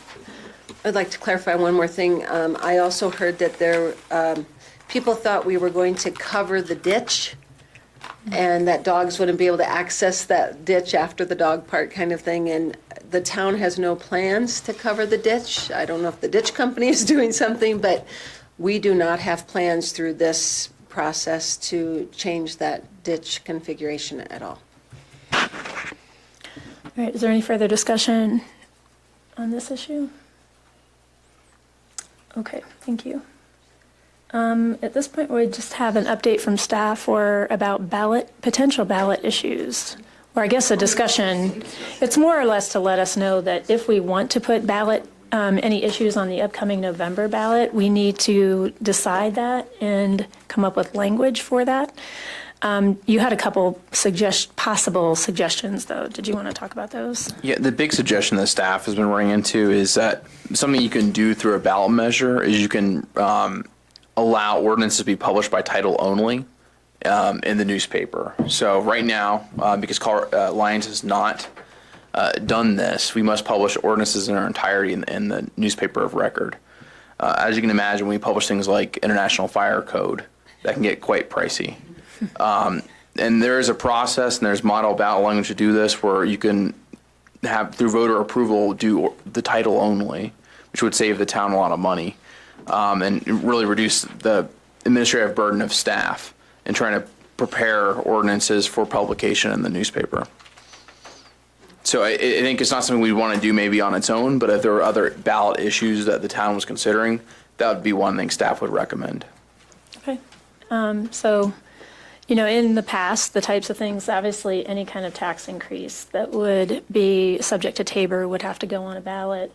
But, you know, that's the majority of the types of ballot issues that we've had in the past. We've had some other things that I'm just trying to think. Terms of the mayor and of council members. DOT terms, if you're Yep. interested in all serving an extra couple of years. Trustee terms, I should say. I think that, you know, that is one to consider. It only failed by a handful of votes. I'm trying to think of other things that we've had. I mean, there are things like annexations that have to go to a vote potentially, but we don't have anything that we're anticipating at this point. So at this point, I don't know if the board has any, or if staff have any items that they see coming up. Let us know when we can ban straws and plastic bags.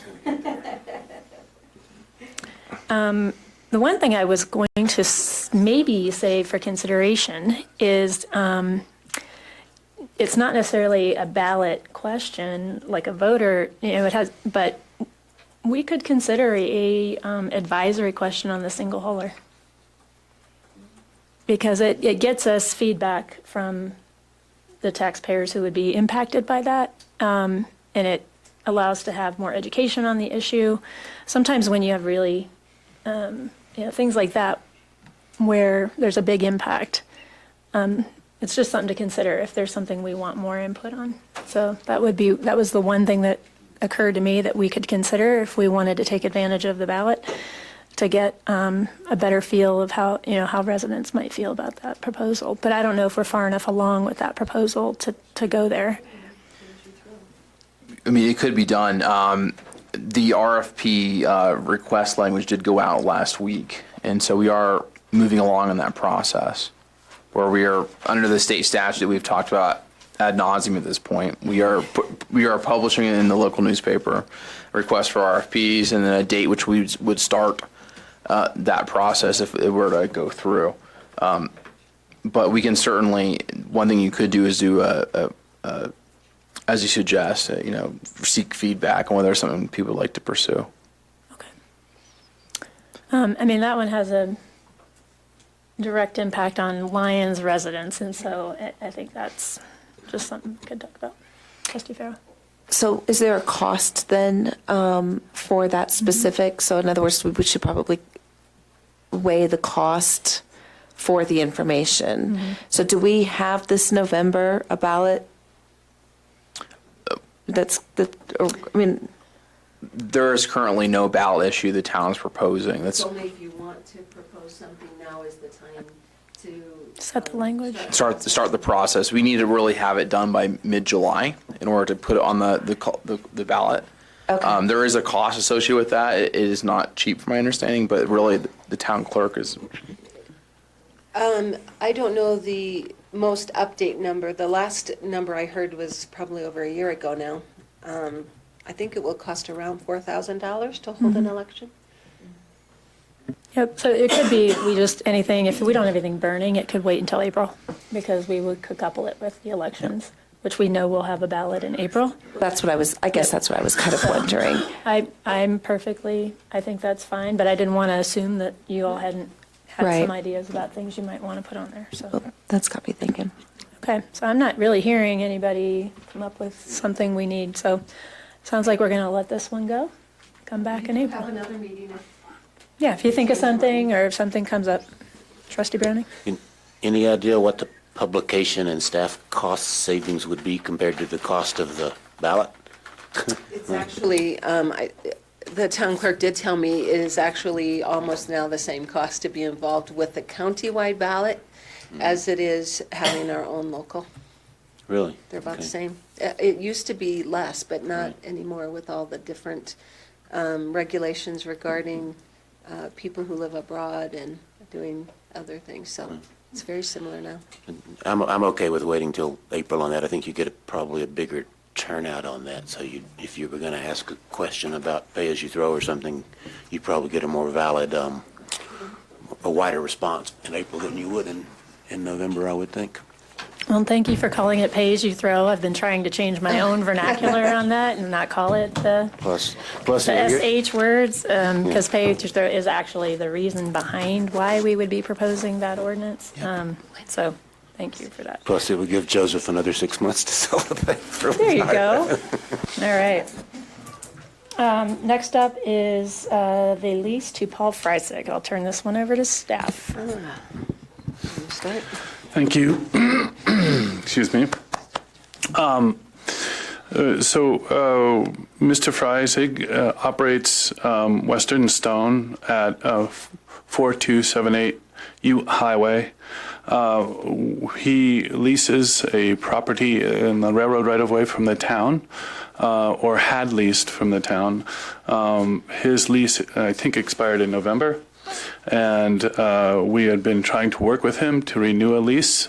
He leases the property behind his business, had built a pad and a building in which his business operated.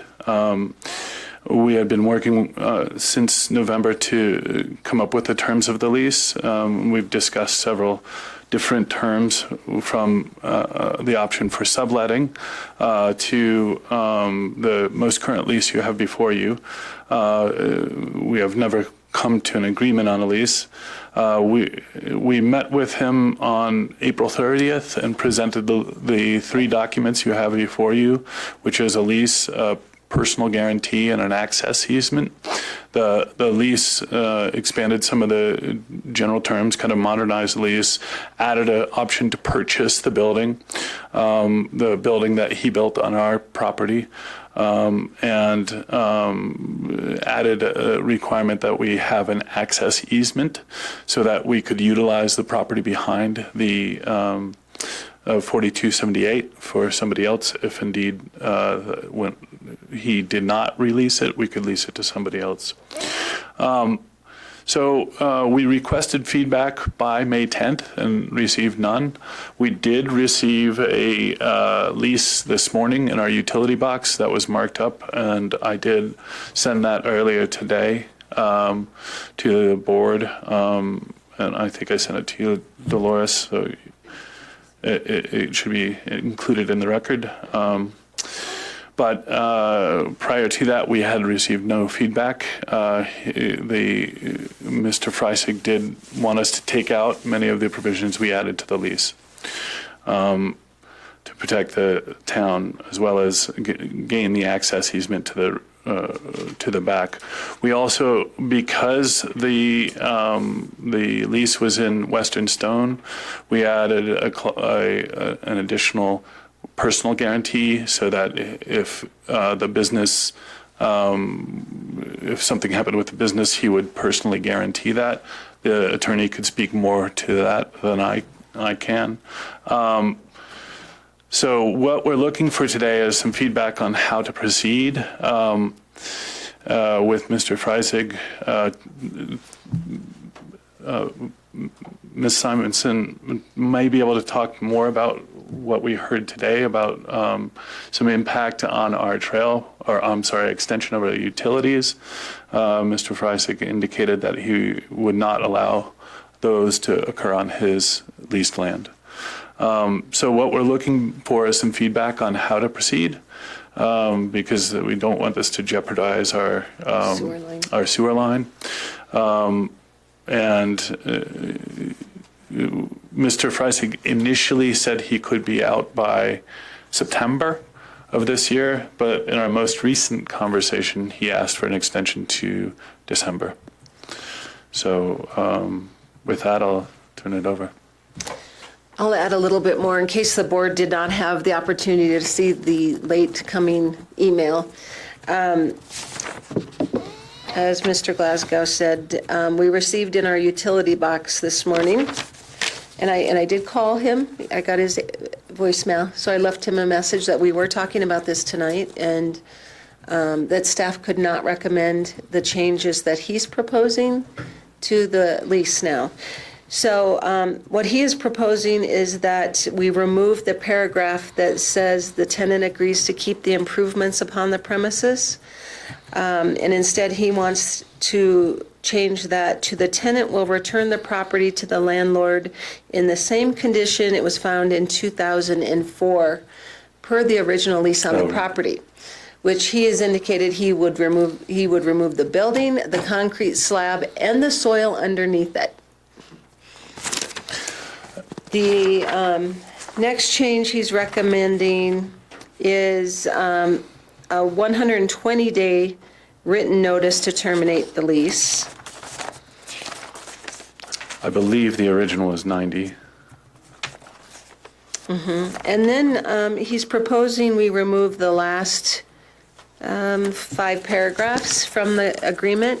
The first is which is our option to purchase the building. He does not want us to have that option any longer. The removal of the improvements. He will not agree to the recreational trail behind the building. He will not agree to an access easement to our property, and he will not agree to governmental immunity. If I may, there are a few other issues. When we were working on the lease adjustment, we did survey the property and found that a portion of one of the buildings on 4278, the house seemed to encroach on our property. So we were trying to work with Mr. Freisig to come up with a solution for that, which we recommended doing a lot line adjustment and in exchange for some potential annexation and joining the URA. That discussion did not get very far. The other thing that we asked Mr. Freisig to do was to submit a business license for operation, which he did not also do. We also got a call from the tax assessor today, and the tax assessor indicated to us that neither the property in front of our right-of-way, 4278, nor the building in our right-of-way, our leased property, had registered as commercial property, and therefore had never paid commercial property taxes for either property. Never. No.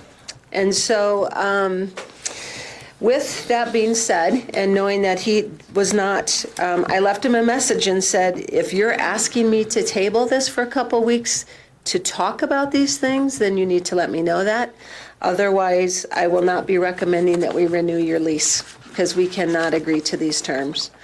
And with that said, then the contractor who's getting ready to install the sewer line that we were talking about previously that will go under Highland Ditch, went to look at that area where we're going to have to now bore, because that will start on what's our property, what that Mr. Freisig was previously leasing. And he indicated to them that he would put up a barricade so they would not be able to access that parcel, and that he has moved rock piles to where the area where we need to bore. And so currently he has no lease. I mean, legally, we're being told he's trespassing. And it does not sound like he's going to be cooperative with us in coming to an agreement on this. Even though when we met with him 2 weeks ago, he said, we said we could work with you on these to maybe get your lease through December. But this is what he's come back with. So at this point, I cannot recommend extending this lease to the board as is. and we need to deal with how we're going to access our own property to do this bore, which they want to start in the next couple of weeks. Does staff or the town attorney have a recommendation? I know it's not to renew the lease, but what else do you need? What direction do you need from the board if we don't want to renew the lease? I think the direction that the town attorney would need from the Board of Trustees is permission to proceed with eviction proceedings, if that's the desire of the board. As you may previously remember, we had once started that process. We had delayed it with the hope of reaching a resolution on the lease. Obviously, several months have passed, and as you've heard, we've not gotten anywhere with that. So I think our next step would be is to resend out the letter notifying Mr. Freisig that he will be evicted. Once that time period has passed, which will be 14 days in this case, the town would proceed with going to court and requesting he be removed from the property. Trustee Farrell? So I just want to clarify that when we're talking about eviction, it's it's his business that's on our property. It's not his house. Correct. The house issue is something that will have to be worked out at some point in time. Because part of it's on the property. Correct. So his house is also trespassing on town property. He will not be able to sell his property until that is resolved.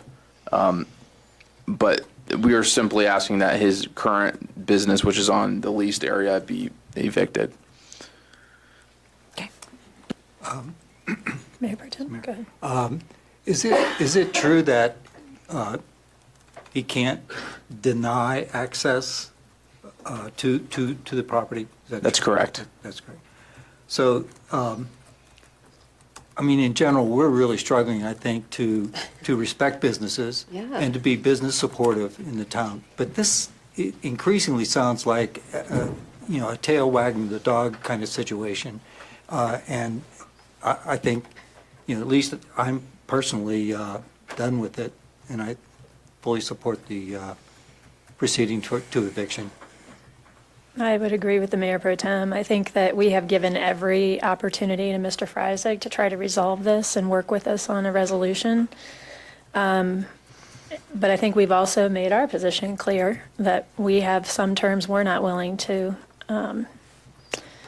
give up in this negotiation. And at the end of the day, it sounds like he has not followed through on even some basic licensure, property taxes, and how he's run that business. So, while we would love to see him bring the business in a legitimate manner so that it can contribute to the town, if he's not willing to engage in that discussion, he doesn't leave us any other choice. Trustee Wah? So, I know Paul, and I'm really saddened that we couldn't work something out with him, but I agree with the mayor and the mayor pro tem. I also think we need to be prepared for the cost of clearing his business out ourselves. So just so that we plan for that along with this process. Anyone have a different opinion? Sounds like you have direction. All right, thank you. And then, in the meantime, if we need to go on the property before that 14 days to do the boring. We have the right to go on that property. Okay. I think we can discuss internally. Okay. He's not under lease. He currently has no right to the property. Okay. All right, thank you. The next item is a legislative update. I'll turn it over to the town attorney. Yes, I want to get, at our last meeting, we discussed some of the legislation that was currently pending before the state legislature. There was a couple that I was asked to return to with an update on. One being local minimum wage was one of interest to the board. I was able to speak with CML and CCI on this issue, and as of last Friday, it was sent to the governor's signature. It has not currently been signed at this point, but is expected to soon. But it was passed by both houses and is ready for the governor's signature. All right. Another one we talked about at our last meeting was an easement bill, where basically creating the right to deploy broadband electrical easements. This bill was one that our firm was heavily involved in at the beginning. It kind of morphed, though, from a municipal bill to a co-op bill where Colorado Electric Cooperatives were the ones kind of holding this right to use their existing electrical easements for broadband purposes. That bill also has been passed by both houses at this point and is on the governor's desk for signature. A third bill, which I think we discussed at some length at the last update, was the Family and Medical Leave Act bill for local governments, which at least included local governments as well as private employers. That bill was transformed into a study bill where it created a commission to study the issue. It will no longer have a requirement that local governments provide family and medical leave, paid family medical leave. At one point in time, there was going to be a portion of it applicable to local governments. We had to pay basically half the rate as a private employer. And CML and CCI and other local governments argued that was an unfunded mandate, and that seemed to be a receptive argument at the State House. And so right now, it's just a study group being formed by that legislation. There will be no impact as we once anticipated.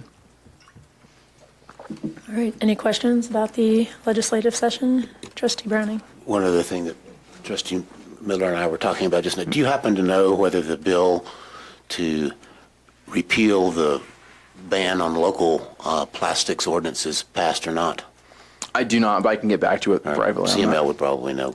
Yeah, I know that was a hot issue at one point in time. I've not heard anything about it. I haven't seen it on the attorney's listserv or the legislative listserv. So I anticipate it was probably sent to committee to not go any further. Okay. But I can get back to you offline. Thanks. All right, thank you. The next item on the agenda, I initiated, so I'll kind of kick off the discussion. And I will start by saying that I have hesitated to bring this issue to the board. I know we've been aware of it, but we haven't had any real action up to this point. And I think, while it's actually not an issue, I feel like we have a strong position to control necessarily. And the recent school shootings kind of moved me to start rethinking our approach of one of being somewhat reactive to being more proactive with the county. And the reason for that is I think that there's certainly a wide range of concerns that I'm sure the citizens will have, and a lot of support, as we heard tonight. There's a good mix of reaction about this possible proposal to put a shooting range up in the quarry. But it was really the recent school shootings and the incidents where they've canceled school because of the threat of shootings that really made me start thinking about saying we need to at least consider whether the board wants to take a proactive role in communicating with the county how we might feel about this. And I think some of the comments we heard actually resonated with me that this is probably the one proposal that has the most potential to have a really significant impact on our community, but particularly the school, because I have children in that school, and I can tell you that the fear the kids have, well, the statistics are obviously, it's a very small possibility that there would ever be an incident at our school. And I'm not necessarily trying to draw any inferences between necessarily that putting a shooting range near the school would mean that we would have a higher rate of a potential shooting at the school. I'm not saying that. What I am saying is that the potential for hearing gunshots at the school from that range, I do think is significant. And I think that could create a lot of anxiety and a lot of stress for the kids at the school, and also understanding, was that there, or is there something going on that we need to react to at the school? And always kind of this on your toes kind of sense of, do we need to worry that there's something here, or is it over at the shooting range?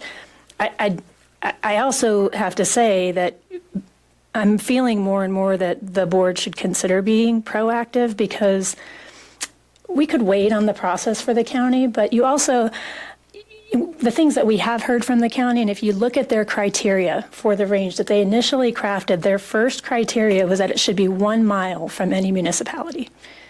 The second criteria is that it should be a half a mile from any subdivision or residential developments. And both of those to me imply this range should never have been proposed for this location, period. It just doesn't meet the initial criteria that when they sat down and said, at a minimum, these are the things that we must avoid when we locate this use. It also concerns me that the zoning was changed for this particular area to allow shooting ranges on agricultural zones. And I don't know that the town was ever engaged specifically by the county during that process. Certainly it was an open process, and had we, kind of come late to the party, we didn't realize it was going on until after.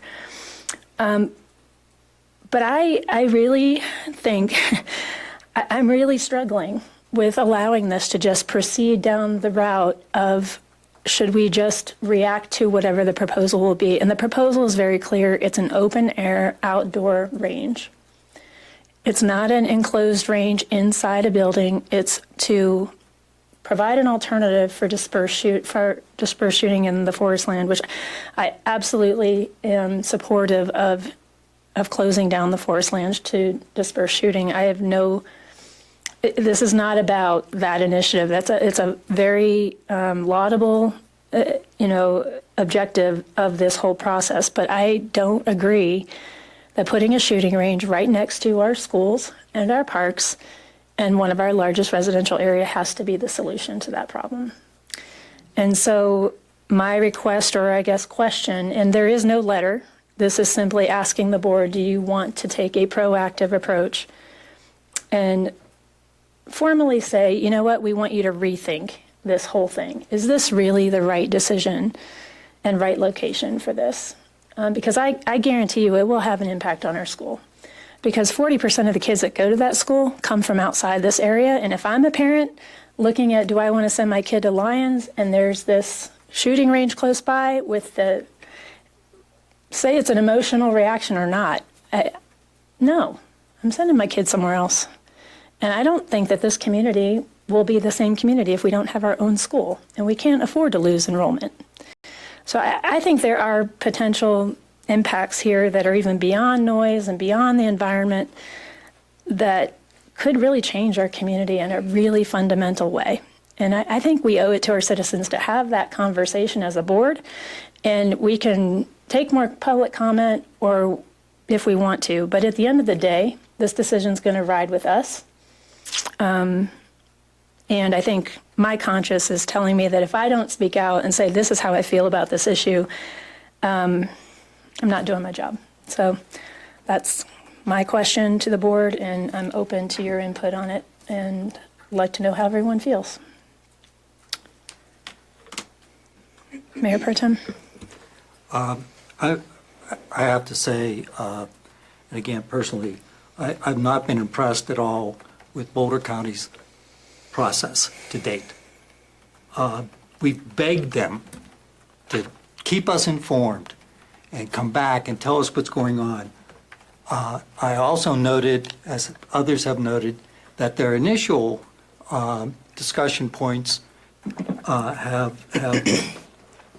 many of them have been dismissed. It's been backpedaling. So what had been an enclosed, soundproof, super duper enclosed shooting range is now an open thing. There's no guarantee that there'll be law enforcement there at all times that it's open. There's now no guarantee that it will be only environmentally appropriate ammunition. And all these things that were, that seemed like, wow, they're really taking a responsible approach. It seems like it's just backpedaling. And I'm if there is a process, I haven't seen anything that describes it to any clarity. So I totally support the mayor in her efforts. Anyone else? Trustee Farrell? What's interesting is this morning I was at my computer preparing for this evening, and I heard, I think, 3 or 4 gunshots. And I looked at the clock, and it was 10:43 a.m. And my first initial reaction was, is that the neighbor that has the ability to shoot off of their property? Or is there something happening at the school? And I picked up my phone and I went to Facebook to see what anything was being posted. And I went to the window and I was listening for sirens. And I really had this feeling like, and this anxiety. And I'm like, if that was a shooting range, this would be my entire day. And so not just as a trustee, but as a citizen, I feel strongly about this. And I do know that it impacts my children at the school, and it affects them, and they're worried. They don't want to be outside at sporting events listening to gunshots or during their lunch hour. It doesn't matter. So I'm absolutely in favor of taking a stand as the town on what our position is on this. Anyone else? Trustee Wah? So I definitely hear what everyone is saying. I do agree that the county, I don't feel like they've kept us as informed as we've asked them to, and we're kind of getting information piecemeal. But I'm not ready to take a stand either way on this at this point in time. What was I don't even remember what I was going to say now, but I guess just that there are a lot more factors to consider. It's not just the sound issue really is not an issue for me. Even when we were at the high school and we were and we had the sound test going on, I really had to strain to hear it. I think if I were inside, there's no way I could have heard it. So I don't know. I still have a lot of questions. I've completely lost my train of thought, but I'm on the fence and I'm not really ready to take a position one way or the other on this. The one piece that I am concerned about really is land use, and do we want to use that piece of property for something else? So it is something that I still want to consider. And now I remember my train of thought. And I spend a lot of time in the national forest, and I can't stand it when I'm camping or I'm hiking and I hear those gunshots everywhere. So I do see it as a viable solution to help protect, the area where I'm going to seek peace and quiet. And I see this as not necessarily in Lyons, but a range such as this as a solution to reducing that noise and that feeling when I'm out in the woods. I'd rather have it in a concentrated area where it's controlled, and I do think there still could be some educational value to it. And I think we still have the opportunity to make requests that are that may or may not be off the table as far as how the range is going to be constructed and used. So that's where I am. All right, thank you. Anyone else? Trustee Miller and then Trustee Browning. I'm with Trustee Wah on this one.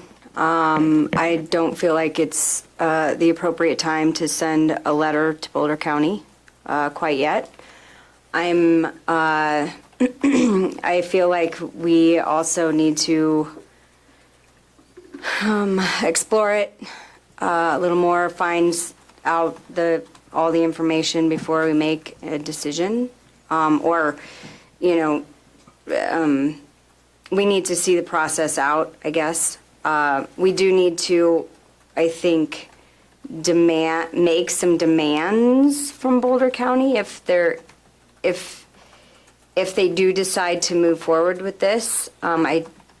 I feel very strongly that they do have the noise mitigation, NASA tech that they were talking about when we first started. Yeah, and the environmental bullets and that sort of thing. But I do think it's important for people to have a space to go shooting that's, safe and protected. I think there is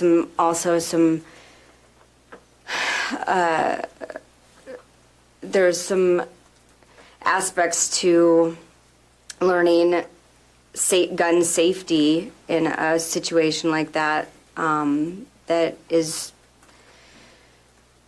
good.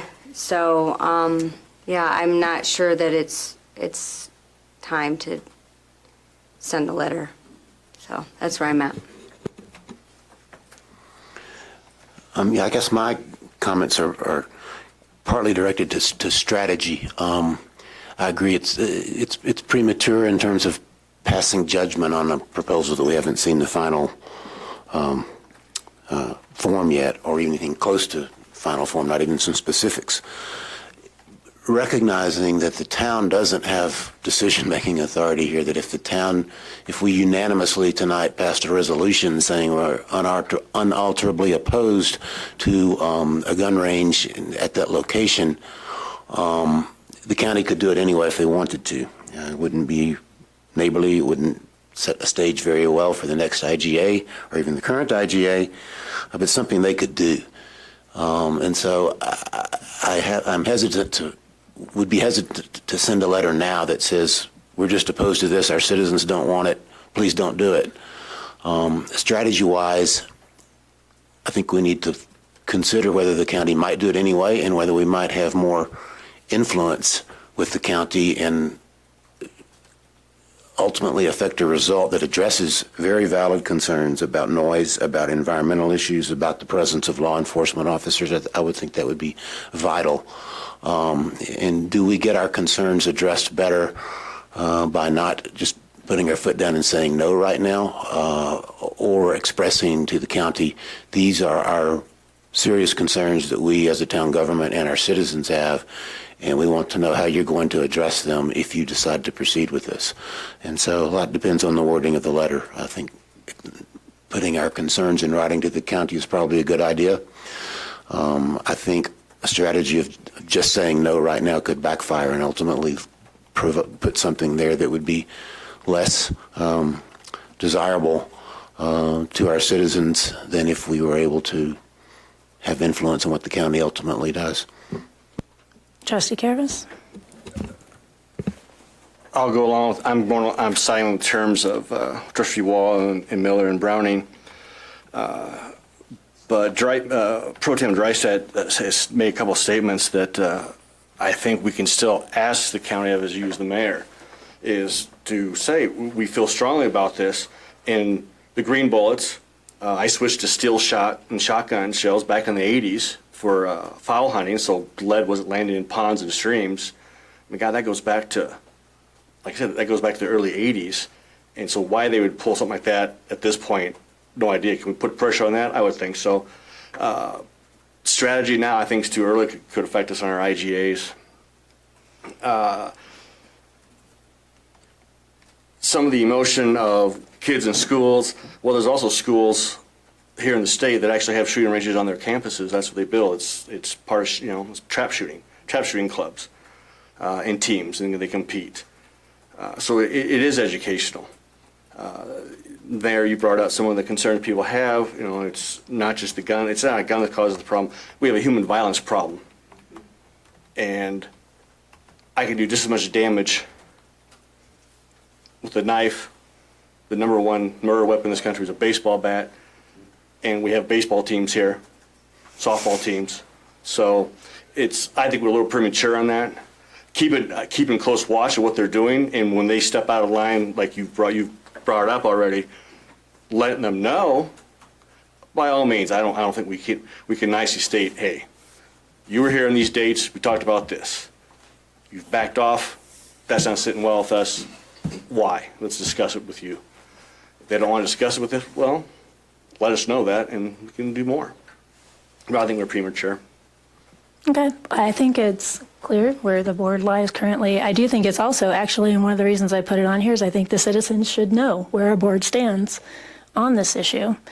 I think the one thing I've heard the county say, and I haven't seen them back this up yet, is that they wouldn't move forward with this unless they had our support. And so basically, this is an opportunity to say whether or not we support it. And if we wanted to support it, under what conditions would we support it? I can't support this. I can't support an open air range where it could have this impact on our school and on the quiet enjoyment of the residents who live near that site. Because when we did the sound test, the one place you heard it best was in the school parking lot. And you can't control sound in these canyons. I don't care what they do. And I think they're trying to sell it because they have a big problem they want to solve in the forest land. And I think that they think this is just something they can get through. And it's a disturbed site, and I get it, but it does not conform to the criteria that they even set for themselves.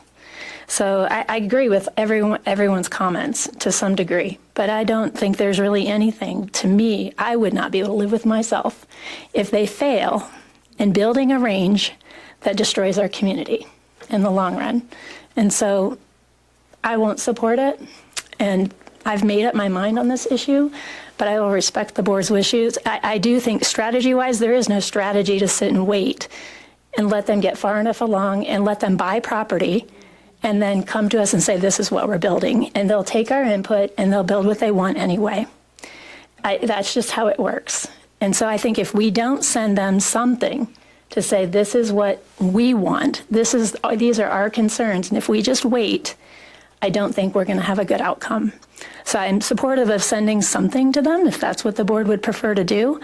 But anything short of a completely enclosed range, and even then, that is not the land use I have in mind for that property. Right now, that property is slated for reclamation and open space. And I've talked to the kids who go to school there, and they use that property in that capacity right now. They go out there and hike to get away from the school and to hang out. The kids are up there, and they use it. So I just have to, this has been eating at me, and I just have to kind of say, this is where I'm at, and I respect everyone's opinion on that, but I'm a no for this issue, and I don't think I can be convinced otherwise. So unless there's any motion, we'll move on.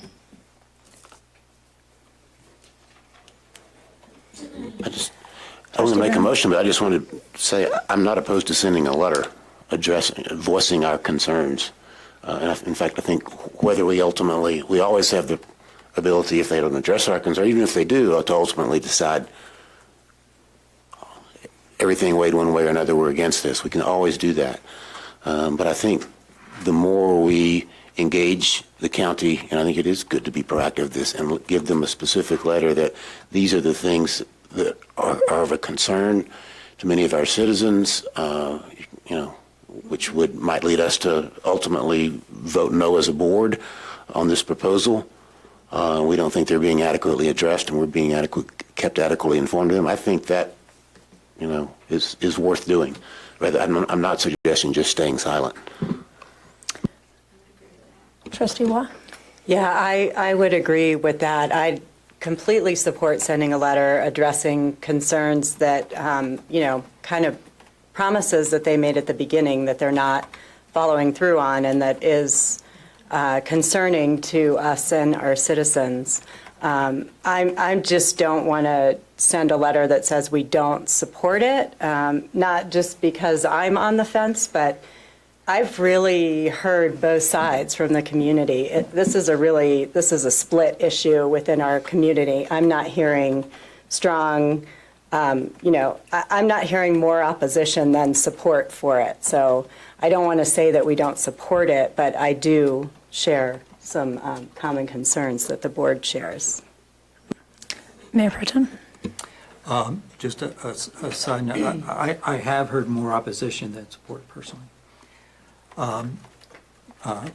But I think at a minimum, or actually I should say in addition to the specific things that we would like to see, I'd like to know what this process that was described is. I haven't seen a process. What process? They should be here. They should be the ones finding out if the community, people in the community support it or not.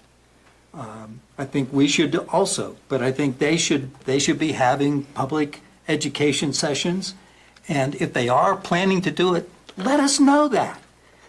I'm so disappointed in Boulder County's approach and their communication with us. I can't say it enough.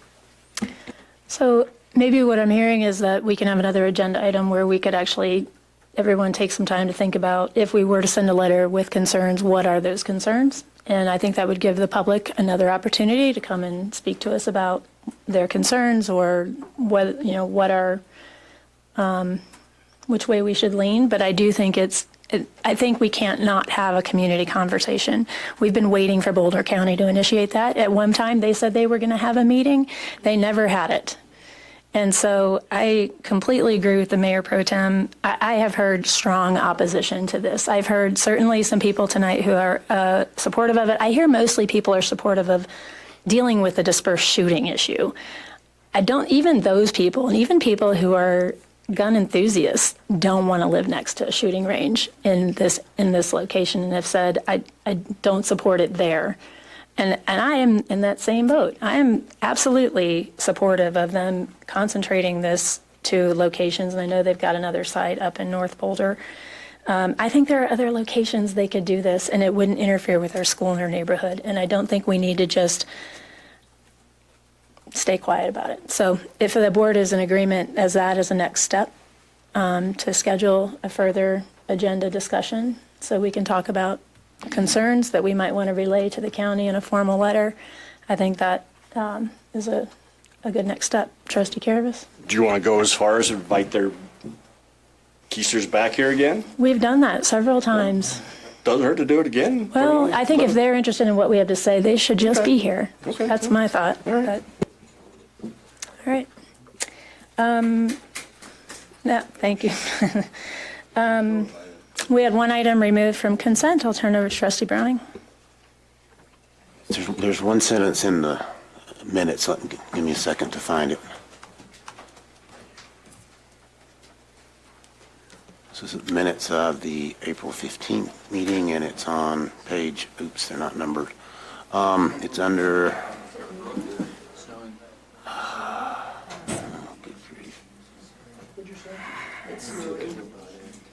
Swear word at this time. Let's see. Pages aren't numbered. Is it 11? Well, no, I did write it down. Hold on, just a second. It's numbered up here. I got it, okay.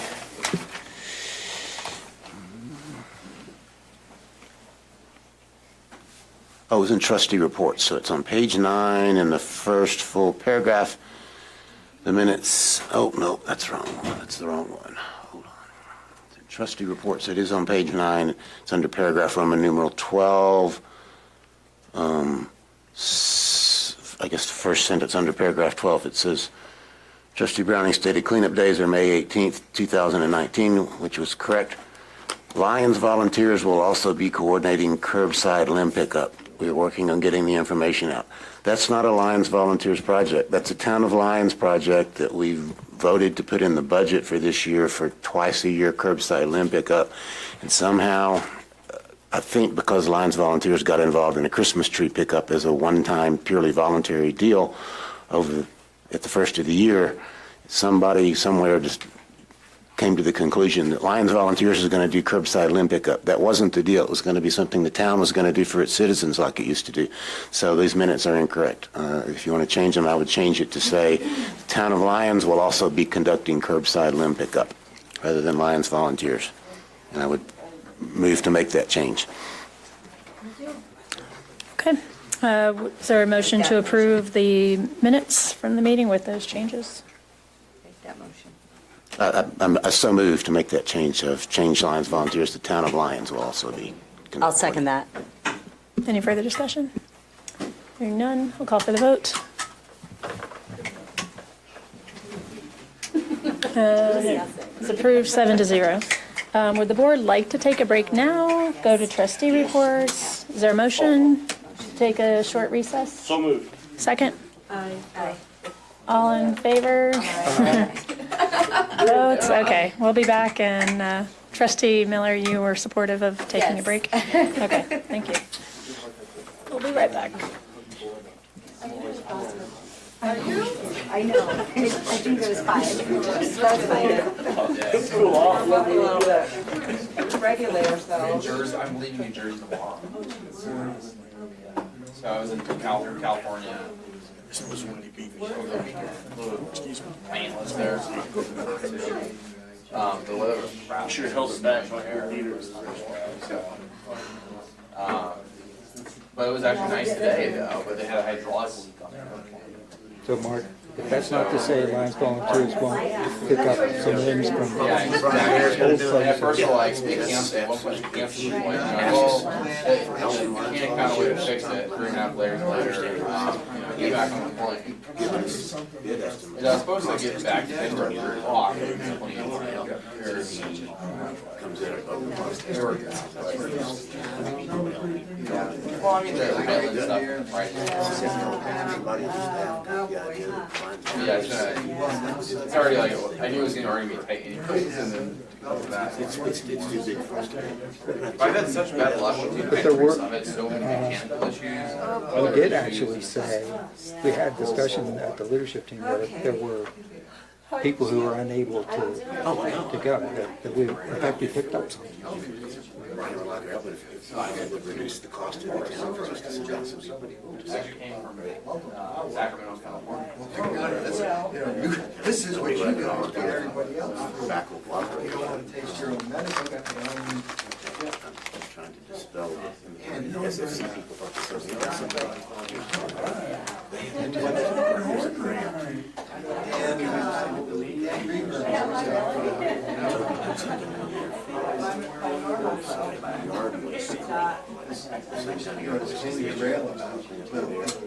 SFC thought that that's what the limb pickup was, the same thing. It was their grant. Oh, we can't really do limbs pickups. Yeah, and they have the lines volunteers. We don't have a chipper. We budgeted for twice a year cleanup. Brian gave us exact image. Yeah. What the restrictions would be on size of the limbs and how much it would cost to put a screw, I mean, man hours it would take and all that kind of stuff. We just need another 5 minutes. We got insurance money for that. They can't, purchase open space. Look at the spelling of your names. Is that German? Yeah. Respect. They were used to doing it, I just went up there and did it. That's not open space now, it is commercial. Yeah. No, they don't. CNEX. I don't know. Yeah. CNEX. I don't even know what they are. Combination of about 4 Land and 7 first. within the Lions planning area, Three according to bags. the IGA, for the purpose Without of spraying. open space, Cut a bunch of or, limbs and stuff that we've done. for shooting range. I mean, they can't do it. Twice a year. And that's it. Right. Thanks for coming. Second Avenue first. It's like a blind, you couldn't see. Yeah, I'm pretty sure it's in the IGA. So we just finally cut it all down ourselves. We pulled our own ropes. Oh my God. Was it you that told me there was like so many acres of rural storage? Oh, somebody pulled up on that day with a huge trailer stacked 4 feet high with giant plastic bags that were heavy because they had driven stuff in them too, and then raining stuff. 70 bags of rural storage. The guy told me it was off of 5 acres and it was 4 years worth of rural storage purchase. And of course, we can't put plastic bags in the yard waste, so we have to get denied every single. I wonder if, back of the trailer. Oh my God! It took literally almost an hour to do process that one trailer. I wonder if it was that Don Shelton. Connie mentioned this. There's a guy, his wife and 2 kids. Oh. Yeah. I didn't. So, Freisig is just gonna be. Mr. Freisig. That's just a joke. The county, they said, well, so, but that big building on the town property is yours, right? And I said, no, that's his. And she said, what do you mean that's his? I said, yeah, we own the land, he has. She said, well, we don't have a possessionary interest in this. which is what it's called when the government owns the land. Yeah. And so she said, send me the leases, all the way to, and then we found out. They're both government. We've never claimed that as. Oh my God. I know, so what's that called? But that's just, and she said he's never put on the front, it's only declared as residential in the front. He says, you know how he tells us that little shed is where his point of sale is? And we said, no, neither, so he's just been playing it like this. So I don't know how far back They can assess, and just might go back 3 years or whatever, they go back, they can slap on the property tax. DOR can slap on for sales tax. I wonder, do we have the ability to file a lien on somebody's property? If we assess a business, fail to get a business license, definitely $100 a day for 100 days or Well, whatever. because what he says is, I don't do business out of the big building. I do it out of the little shed. But now he's telling the county, I don't do it out of that building. I But do he uses that big building, even if all he does is keep the books in there, he's doing business. Well, when he answers his phone, he's in that building, he says Western Stone. So if we assessed him some amount of per day, can we then? They backed off there, so now This was all creates a problem for them. today. It was like, Well, that's there, it's hard to He'll never pay it, so can then we certify that to the county and have them put a lien on it? Do we have the ability to lien somebody's property if they've been assessed and haven't paid penalties for not? Yeah. oh, you Marcia have to wait till they call it. Oh, she's coming back.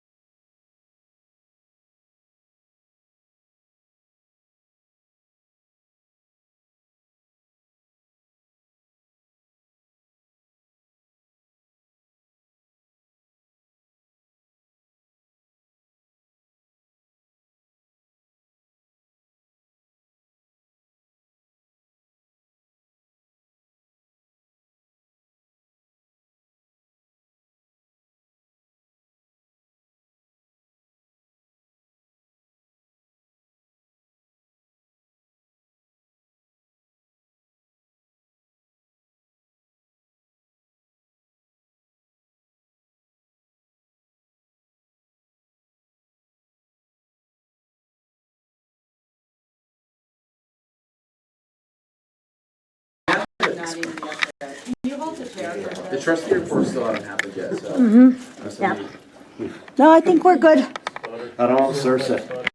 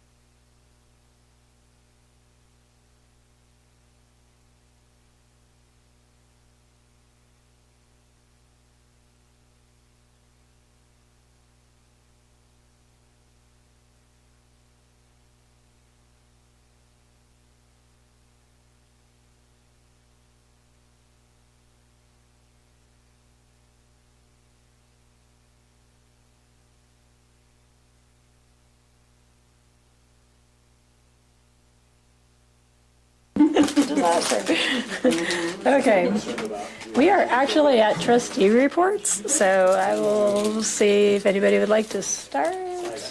You've been out of town, I don't know if you have anything. Trustee Caravas? EAB, College Board meeting tomorrow. I'll be out of town, so I won't be there. There was a UEB meeting I missed it, forgot about it. I thought we changed the dates, and I guess they didn't change the dates, and I didn't see that last memo, so. But they have talked about, there is discussion, because I think the RFPs with the new meters and the RF, there's been discussion on the RF issue. So, but I think a lot of this is mandated by Mean, is it not? Part of our contract? Yeah, smart meters, so the solar is driving a lot of this, so definitely something to look into, and some people on the UB have talked about it, so. But other than that, I've got nothing else. Sorry. Ms. So Economic Vitality did not meet. I think a lot of people were out of town, but I have a lot of notes. There are a lot of key businesses interested in the idea of First Friday. I don't know if Kim has talked about that at all. But it would be the first Friday of every month. Businesses would commit to staying open until 8 p.m. And then they would, do something fun or come up with a special or a fun idea. So we're bouncing around some ideas that we can pass on to the businesses to inspire them. Let's see. Work plan. We talked about that earlier. We also talked about that earlier. The rat cards are being shipped this week, and they should be at Town Hall shortly. So they're here now? Oh, I would love to see them, actually. They're really cool. So I'll get my hands on one and show you guys next time. But they're just, rat cards to put in the kiosks around town that highlight various things about Lyons, like hiking or the river, businesses and restaurants. I think Victoria is actually grabbing some. And then we also have postcards again this year that we'll distribute to the businesses that they can give to their visitors. And that's about it. That's all I have for now. Trustee Browning? Yes, the SFC worked very hard, and our new sustainability coordinator and our old sustainability coordinator all worked very hard on Town Cleanup Day. And based on an email sent this afternoon, they had 2 roll-offs, 60 cubic yards of yard waste, 1 roll-off of untreated lumber, 3 roll-offs of scrap metal, 550 attendees, and 1 semi-trailer of hard-to-recycle materials. So I think particularly the 550 attendees, from people who have done this before, said it was a record, I believe. So very popular program.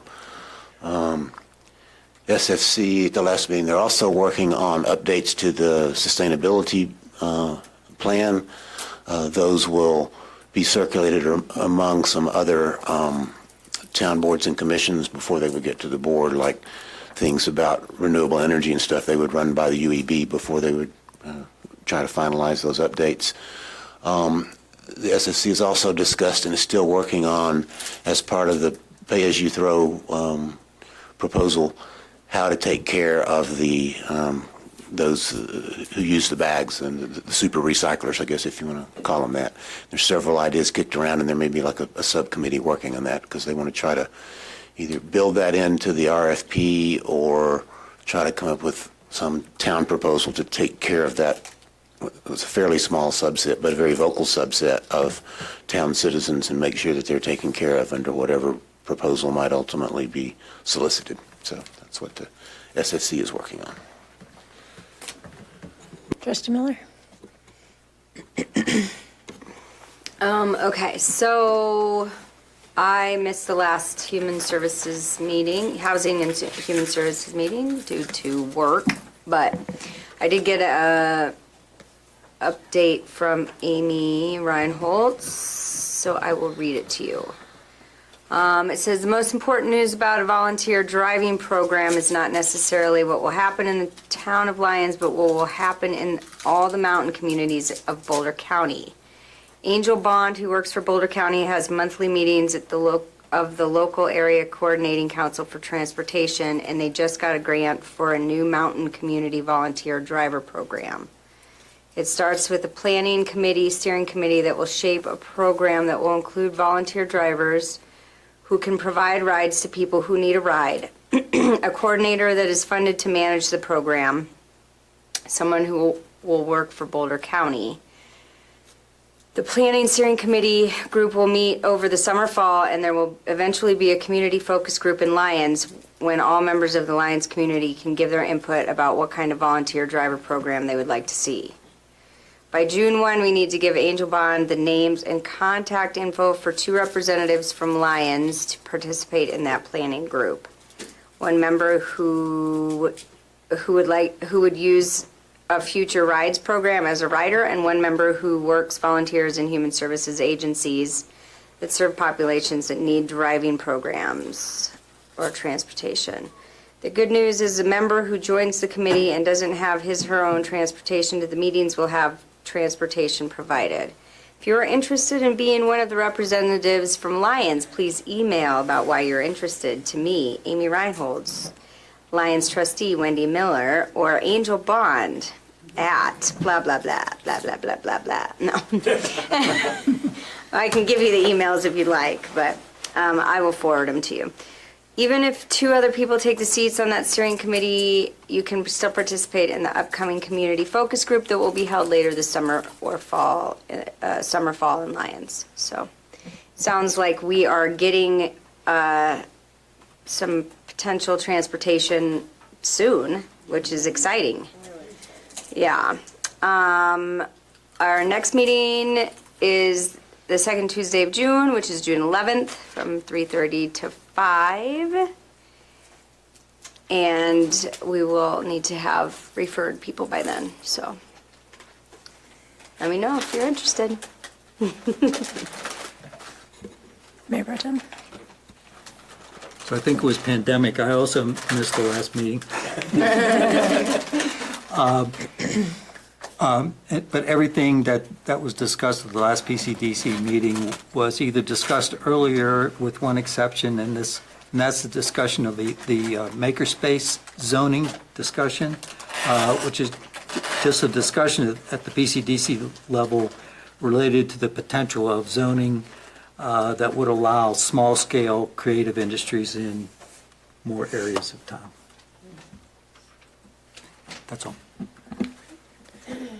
I had a question for staff. I had someone, Dr. Cog, come up to me and say, were we aware that their CDOT is working on a project to run high-speed cable through town for a project going up to, I'm not sure exactly where, it might be Estes Park, but it's a CDOT project. And he said someone from Lyons called him, but he lost the message and wanted to know if anyone was looking for information on that. But if you aren't aware of it, it might be worth a phone call just to say what's going on, but.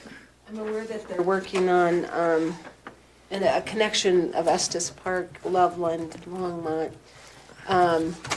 But I was not aware CDOT was. It's a CDOT project for broadband, and it's going right up through Lyons, apparently. And we can't connect them. So anyway, I just want to pass it on. Who was it, Dr. Cog? He's the current chair. Brad? Oh, okay. I Let was me just. know. Give me a contact. I'll get you the name. Okay. Oliver and left. I was going to congratulate her on 40 years of running the museum. That's pretty exciting, actually. And then the town administrator and I were invited to attend an HOA meeting. I think just looking for information on the affordable housing project. So it's the Lyons Valley Park HOA. So we'll be attending that meeting. Mostly Victoria will be doing the talking because I don't know a whole lot about what is going on with the project, but I think they're just looking for an update. So we'll be doing that Wednesday night. Outside of that, I was not able to attend the parks meeting because I was out of town. So I don't really have any other updates. All right. Are there any action items you wanted to summarize? Yes, we have some action items.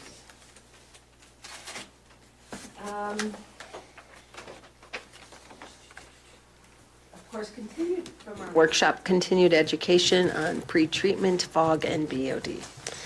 I need to follow up with Mr. Keuchel regarding his concerns on smart meters, to educate myself a little bit more about that and see if we can take any action.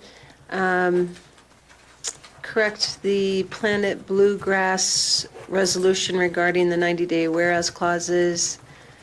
Change the Highland Ditch typo from 2019 to 2020.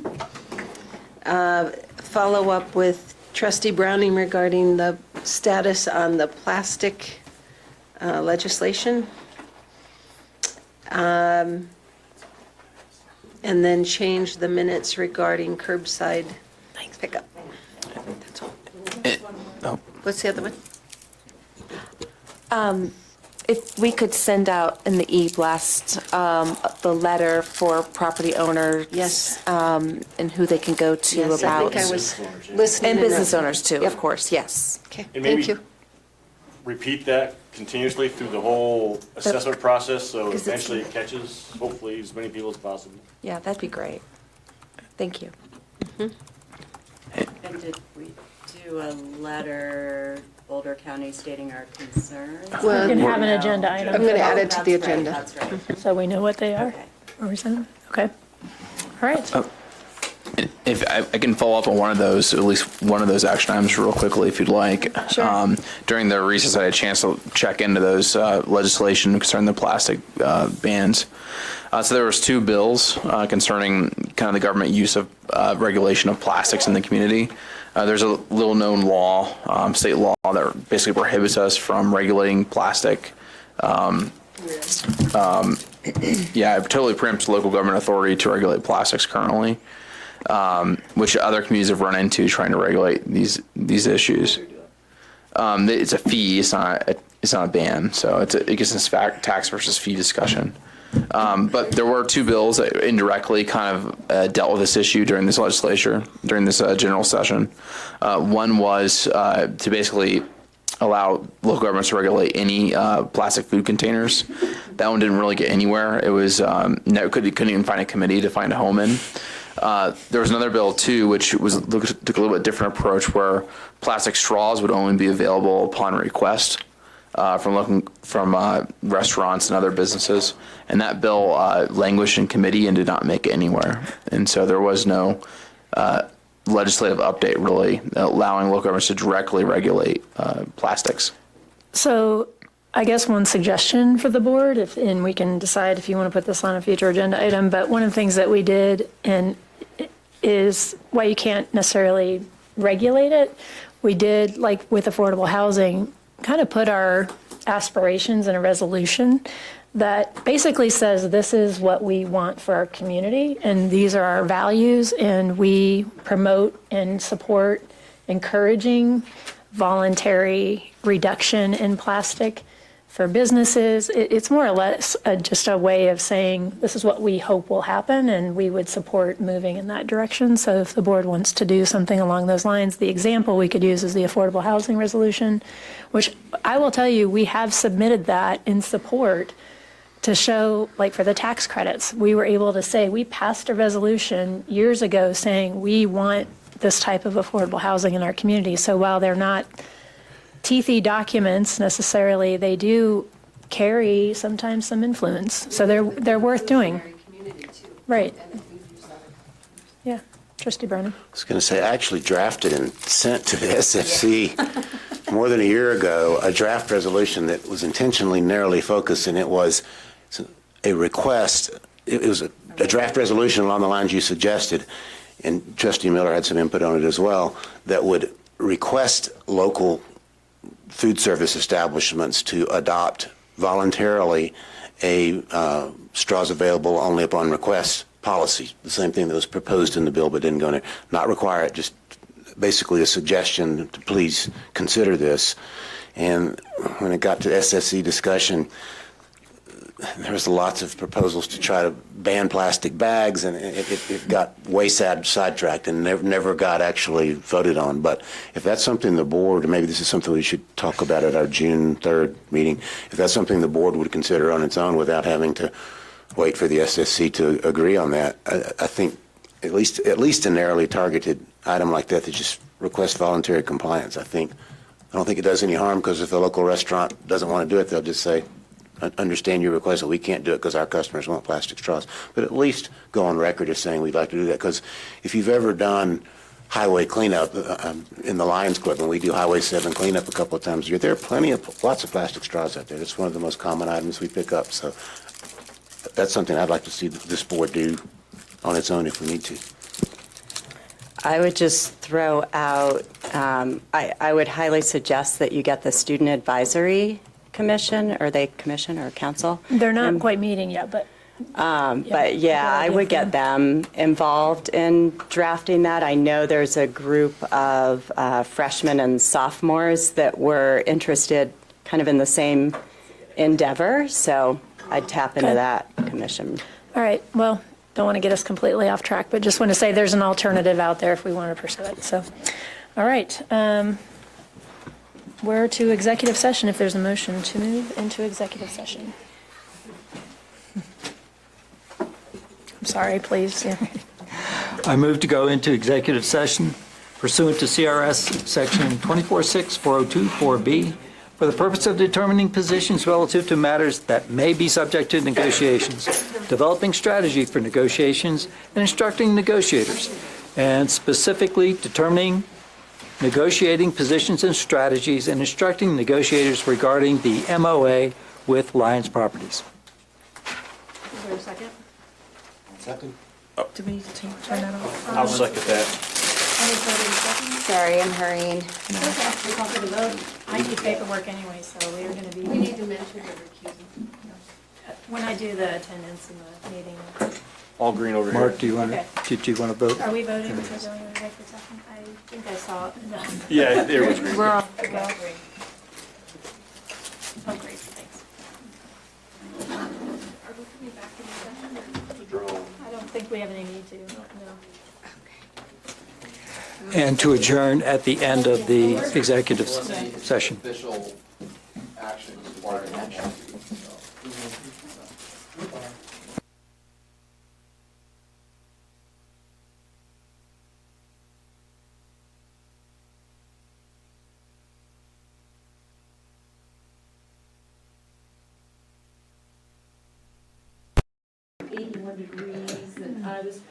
Oh, yeah, we're sorry. I was really angry about it.